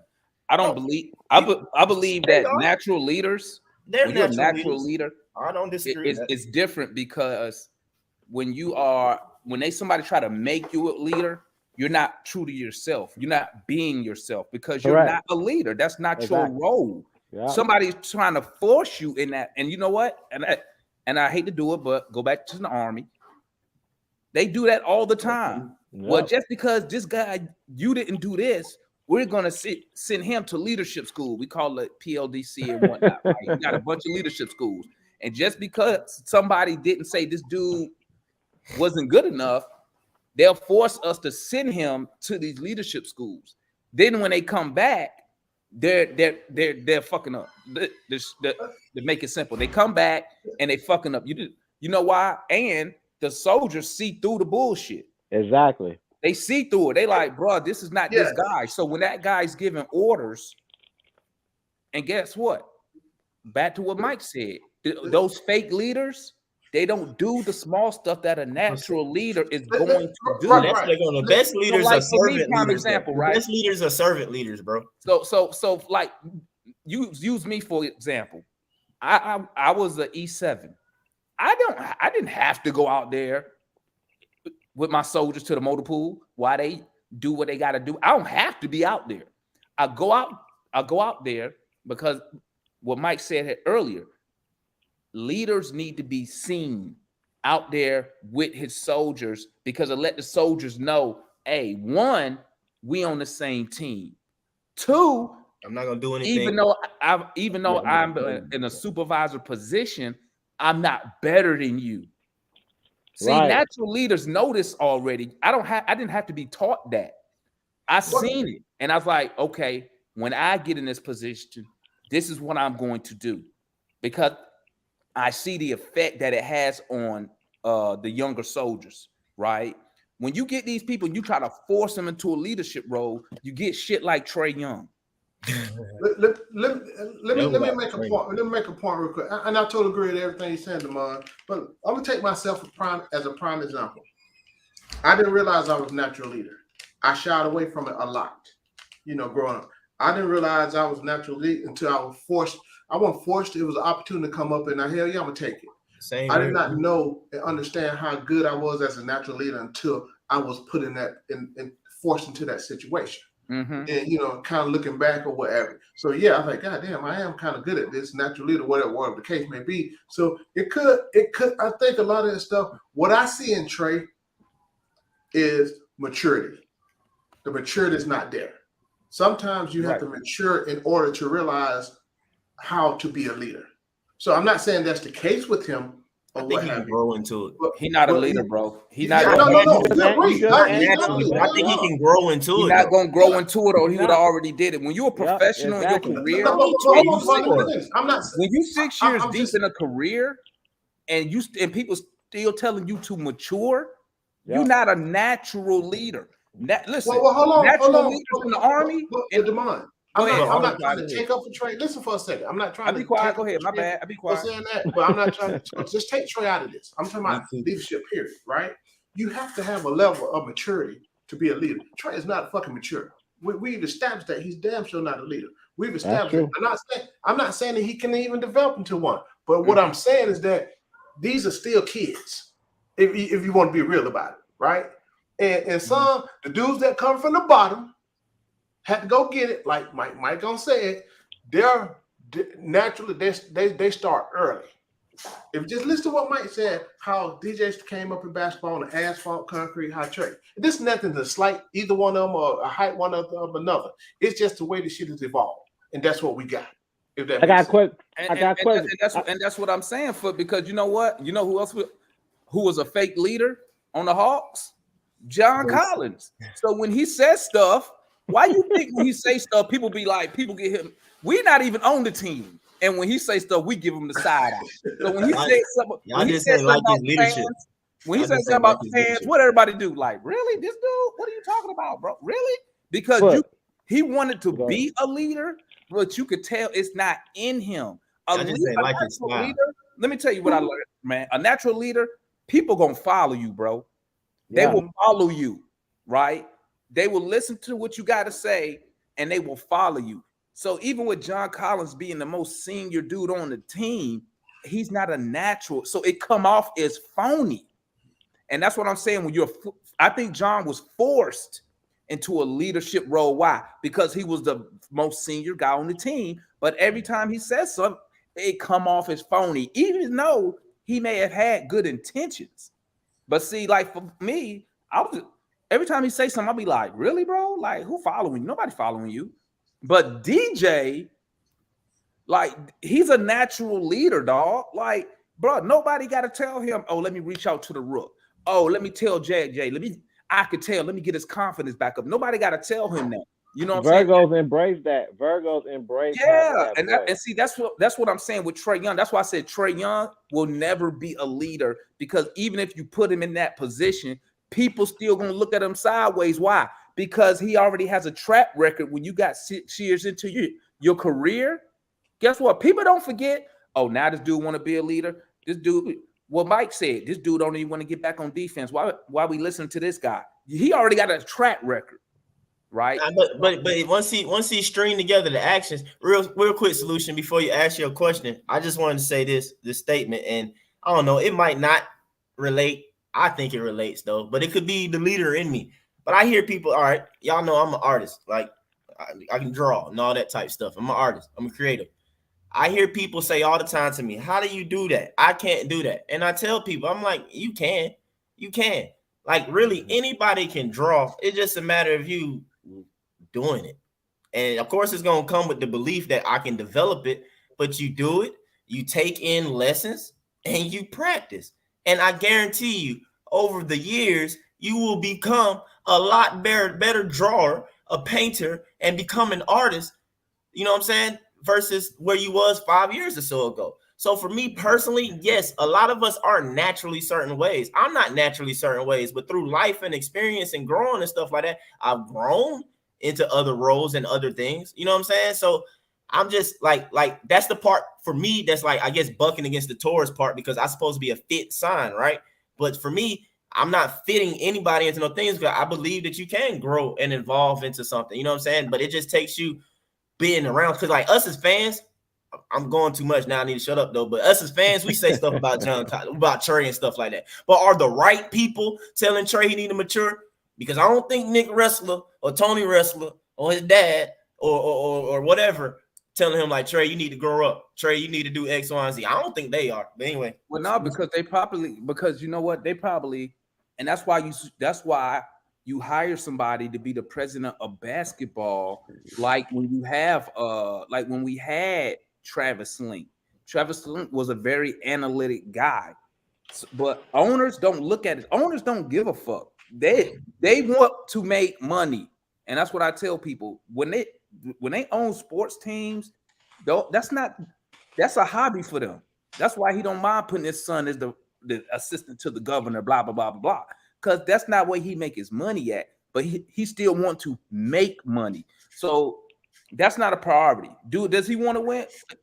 Yeah, he want to win because guess what? He could create more revenue when you playing more games, and when you're winning, people buy tickets and merch. But that's not a priority. That's why you got to put somebody, president of basketball, who will go down there and say, "Hey, man, I need you to do A, B, C, and D." Right? That's their job. General managers should be doing it also. Hey, I need you to do A, B, C, and D. Coach should be doing it too. Hey, I need you to do A, B, C, and D. And that's it. But like I said, man, like I love Trae Young. I just don't think he is a leader. Is he the best player on the team? To me, I believe he's our best player on the team, right? But I think DeJounte is a natural leader. And that's why they brought him in. And I think it's going to show. And Landry Fields even said it. He even said it that DeJounte is a leader. And I'm telling you, man, like I believe in that stuff. I just never knew, like I said, I just never knew how to measure it until I heard the dude speak on the Zodiac stuff. And like I said, I swap out Zodiac with the word chemistry. And it started to make a lot of sense to me. And, you know, that's why Murray coming back, because Trae respect him, bro. Yeah, I believe that. I believe Mm-hmm. that. And they used to tell y'all on the old shows, I was like, Trae not gonna respect anybody that he feel is lesser than him, bro. Like, not just no person. But you know what, like DJ can have the bright personality as he is, but if he couldn't hoop, bro, Trae wouldn't rock with him at all. You know what, Mike? When you said that, right? See, when you said that, I agree, but I was always thinking, what's the word I'm looking for? Like accomplishments in the league, NBA. You know, he was a champion or he's a multi-all-star. We can agree Trae Young's career is way far ahead than Murray. Mm-hmm. So he respects Murray not off of his accomplishments in the league, but I think he respects Murray because he know Murray is a leader.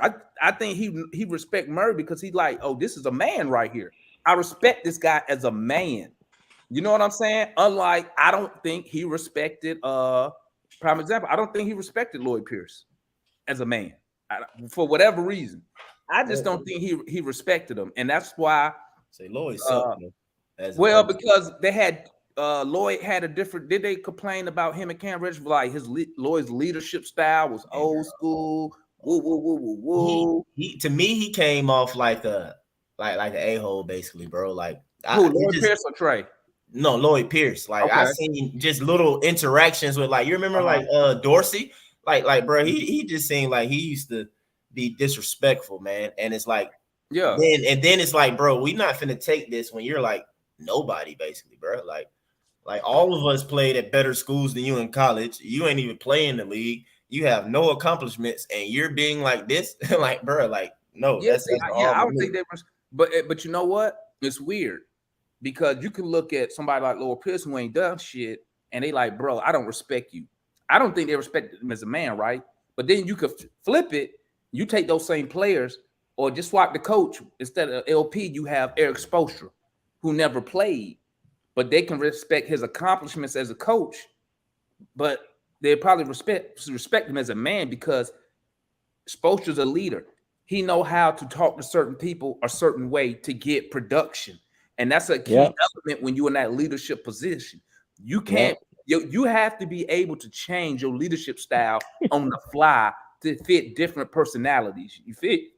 I had to do that in the Army all the time. I could yell at this dude. It's some dudes, it's weird.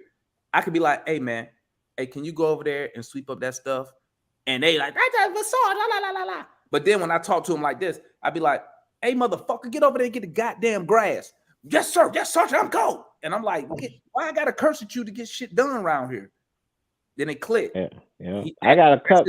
That's how I can communicate with him, but I can't communicate like that with some of my other soldiers. Just to the audience. Hey, Foot, I got a question for it. And going back to what you said, Damon, that's a trait about Virgos. They avoid confrontation. They don't like confrontation at all. And you can't shy away from confrontation if you want to be a leader. You can't be afraid of what people are going to say about you. Except DJ Solution. But that's because he's a nighttime Virgo, right? Right. But you're right. But Foot, I got a question. I got a question for you. You're a basketball guy, right? Mm-hmm. Anthony Edwards, he's pretty much where Trey was right now in his career.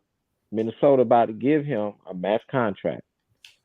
Who do you think has done a better job in grooming their top draft pick going forward? Do you think Minnesota is doing a better job in grooming AE to be a leader for that team? Because he is going to be the leader for that team. Because Cat going to probably get out of here. He is going to be the leader. Or do you think the Hawks have done a better job with Trey? Which one? So you asked me to do the thing. Minnesota done a better job with grooming. I'm about to say, he ain't never got nothing to do with the organization. He just a Yeah, person. I mean, yeah. They about to give him a max contract, though. Yeah. But again, that's his personality, right? Look where he came from. That's all I'm about to say. That's Mike said. Where he from? The streets. Okay. Right? He got a different background. Different background. He had to go get. He was a grown man almost because his mama and his grandmama died. So he grew up early, essentially. So it ain't got nothing to do with the organization group. He came in the league like that, just the way Trey came in the league, the way he came in. If that does that answer your question? No, I just want to hear. I'm not biased or anything. I just know when right before Trey got the max contract, we thought that he was going to be this leader of the team and everything. We've seen sample size of what Anthony Edwards is. He's about to be what Trey was a few years ago.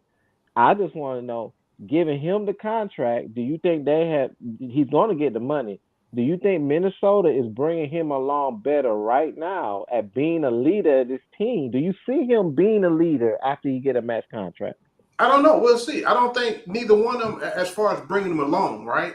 I think for me, from a basketball aspect, I don't think the team is grooming them or groom these guys to be leaders. This is something that's a natural progression within whatever team they're on. See, when people put all this grooming, development, I don't buy into that from these teams. This comes from these young men. You know how they wind up being. Now, that could be getting the right people around and hanging with the right crowd, you know, that influence them, right? But from a team standpoint, man, it's about money. They're about that bread. Also, let me add something to that though. But also, in Trey's defense, you know, Anthony Edwards went to a team where they already had a so-called leader and the number one on the team in Cat. Trey came here with nothing. So he had all the pressure put on him from day one. Anthony Edwards could, like Foot was saying, he had time to grow into whatever role they wanted him because he didn't have a lot of pressure on him. I mean, don't get me wrong. Demond, I'm not saying that. Overall pick. I'm not saying that, Demond. I'm talking about where he came from before he. Right, but what I'm saying is this: he didn't have pressure on him like Trey did from day one because you already had Cat over there, right? They was already a semi-decent team. I think they had like the lowest percent to get the number one pick anyway that year, and somehow ended up with it. Trey came here with absolutely nothing, and day one we pinned all our hopes and dreams on this guy. Yep. So I think Trey had way more pressure. Anthony Edwards had time to get into the role, whatever role that the team thought or pictured him in. He had time to grow into it, and stuff like that. So I think, and that I'm just speaking in Trey's defense right here. You know what I'm saying? I'm not taking away the fact that your background does play a role, but at the end of the day, you know, when I'm talking, you know, when I'm pivoting it back like to leadership, like you either a leader or you fucking not. I don't care where you from. Bingo, that's my point. I don't care if you're from the hood. I don't care. Right on I don't care if you're from the suburbs. You either a leader of, like we said, you either a leader of men or you're not. That's how I see it. That's how I was brought up, and that's how I see it. You can want it out the mud all you want, but that don't mean you can lead men. But hold on, Demond. What I was saying, I'm not. Yeah, you again. My situation that I brought up, I just didn't know I was right. I was doing stuff early on, and I just didn't know. Right. Now, don't get me wrong. wrong. I'm not saying that's going to happen with Trey, but I'm just saying sometimes you don't know that. in about 10 years, Trey gonna look like he should be a leader because he probably gonna be bald by then.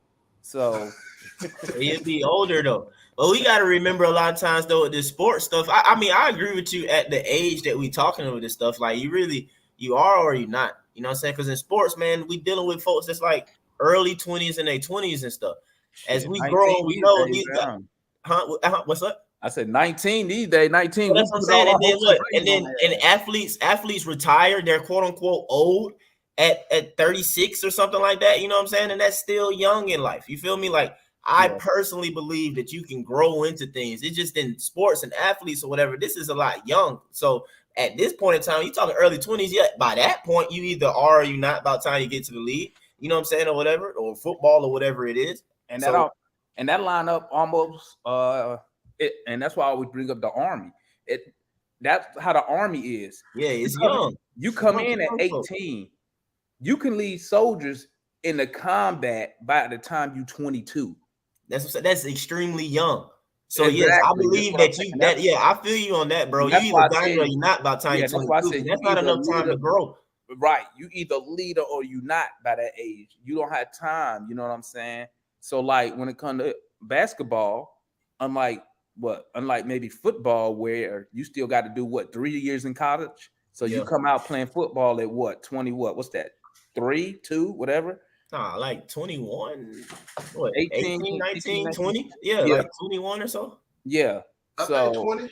You come out football in 20, right? Right. Well, you got to do 3 years. 3 years before. Got to be 3. Let me say it like this: you got to be 3 years out of high school before you could go into the NFL draft. So technically, if they graduate high school or they come out at 20. Yeah, you just got to be 3 years out of high school. That's why I'm coming. That's okay. So that gives you time to do whatever. Unlike basketball, you go you just got to be 1 year out of high school, and you in the league, and it's like looking like the Wanyamba kid. Because what do teams always do? Most teams when they picking that number 1 overall pick, what they do? Go get a veteran that could do what? Mentor them. I mean, it's crazy. But like I said, man, I said, when it comes to being a leader, though, I'm not even talking about the best player. You could be the best player and not be the leader. True. When you're the leader, though, like I think DJ is the leader. I think he's a natural leader. Like I said, I think John Collins tried to fit that role. He's a good guy, but he come off as phony because they try to force it on him. You know, and that's why I was saying fans need to stop forcing Trey to be a leader because he ain't the damn leader.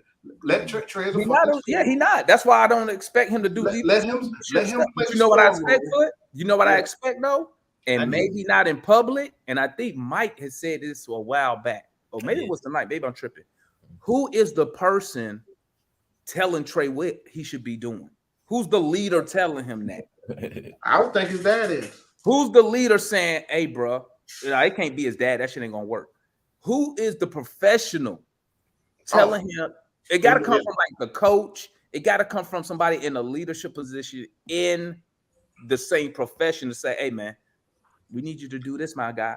He looked up to CP3 at an early age. We need you to do A, B, C, and D, and that go back to when we watched that clip with PJ Tucker yelling at the young guy on the bench.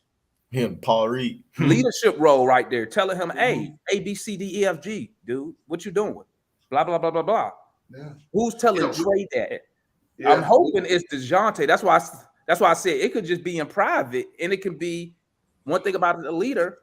You got to know your personnel. How can I approach Trey and say, "Hey, I need him to do this"? It could be okay, bro. Come, let's go play some video games. Let's go. Just like you had to cuss that one dude out. That's how to get to him. And the other dude, you can't. Yeah, you can't talk to him the same. How do you bring it up? It's the same thing with y'all when y'all coaching. You can't.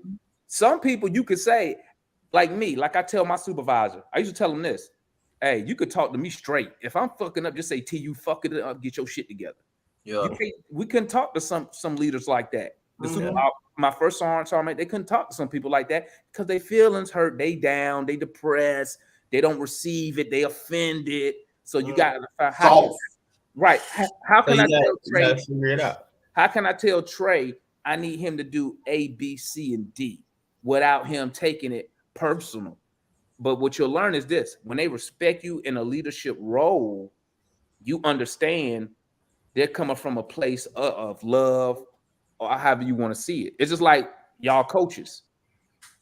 The kids, when they respect you, when you tell them, hey guys, A, B, C, D, E, F, G, they know you not hating on them, as the kids say. They know, you know what, if Mike wasn't telling me, he only telling me this because he cared. He taking time out because he cared. Well, I have a talk with kids when I first when I first encounter any group of children, I have a talk with them to begin with. And for me, I let them all know that I don't like repeating myself and I don't like to yell. But if you're gonna make me do that, I turn into a jerk real quick. I try and, you know, keep PG for them. I'm like, bro, I will if I have to. What leaders do. But ain't no talking to them gonna make me repeat myself, and they need to see me turn up. You feel me? Some kids don't necessarily they'll take it in, they'll take that first message, but you got your little knuckleheads where they're like, okay, they're gonna try you. And I'm about to get into you, bro. That's what it's gonna be for the first few whatever interactions for a minute. It ain't gonna be no cool Coach Mike, no none of that for a while, bro. You know what I'm saying? And then you stand at. They learn that, like, okay, they want to see, do you stand on business? Do you accountability? So when you say, hey man, and this is one of the things, like with when I was talking about Nate McMillan didn't have no power. Like, he couldn't stand on business. So when Trey blows him off, since he has no power, he can't say, hey, you do that again, I'm gonna put you on the bench, because he had no power. He knew he was getting that was it. And you know what? Trey took advantage of that. Yep. And that shit, a leader doesn't do that. A leader doesn't try to show up another leader. Of that shit. You know, like people clowning Nate, like, oh, Nate didn't want. Taking it back. Taking it back man. to the Army. It's like, I'm not gonna clown a fellow platoon sergeant. If I think he wrong, I'm not gonna go against them or try to say some shit in front of his platoon. I'll wait when we 1-on-1. Hey, bro, you shouldn't have done that. That was wrong. Woo. You know how that is. Blah blah blah blah. But family, I gotta go. I'm going to the garage, man. All right, folks. I'm finna go smoke on. I'm finna go work on this car and figure out my zodiac sign. Hey, that's too much for you. That's too much for you, I'm desperate, bro. I'm telling you, I know. I'm desperate. I'm desperate, man. Like, hey, we need zodiac sign. We need money. We need some of everything. This motherfucker. But you ain't in the office. You ain't in the front office, so you wasting time. Shit, that's what I'm saying. I need to I'm trying to get Zodiac GM get up in that front office. Shit, I'm desperate right now. They need to do something. Shit. Hey, might as well, man. Hey, I'm with you. Whatever, get a ring, dog. Hey, we done tried. I'm here, bro. We done tried everything else. Am I right? What else? What else we got left to do? What old? Hey, what the boy Trump said? He said, "Hey, you might well pick me. What else? What you got to lose?" I mean, what you got to lose? Hey, that's a good analogy. Hey, you right. That's exactly what he did. I mean, what else can we do, bro? We done tried everything. We need to get a star. We need to do this. We got the coach. And we still in the same position. No, we worse. So, hey, hey, Zodiac GM, put him in the front office, man. Shit, do something. I'll hire him when I buy the team. Hopefully, he's still around about 35 years. You know, just let me get a free jersey, man. Shit. Hey, man, all y'all got free jerseys, man. Everybody getting the seat too, man. Got all y'all folks. All right, man. All right, fella, we up out of here, man. Hey, I'll be up here tomorrow if y'all want to tap in, man. We up out of here, my guys. All right, what time? 1 o'clock Eastern time. 1 o'clock your time, yeah. All right, all right, peace, family.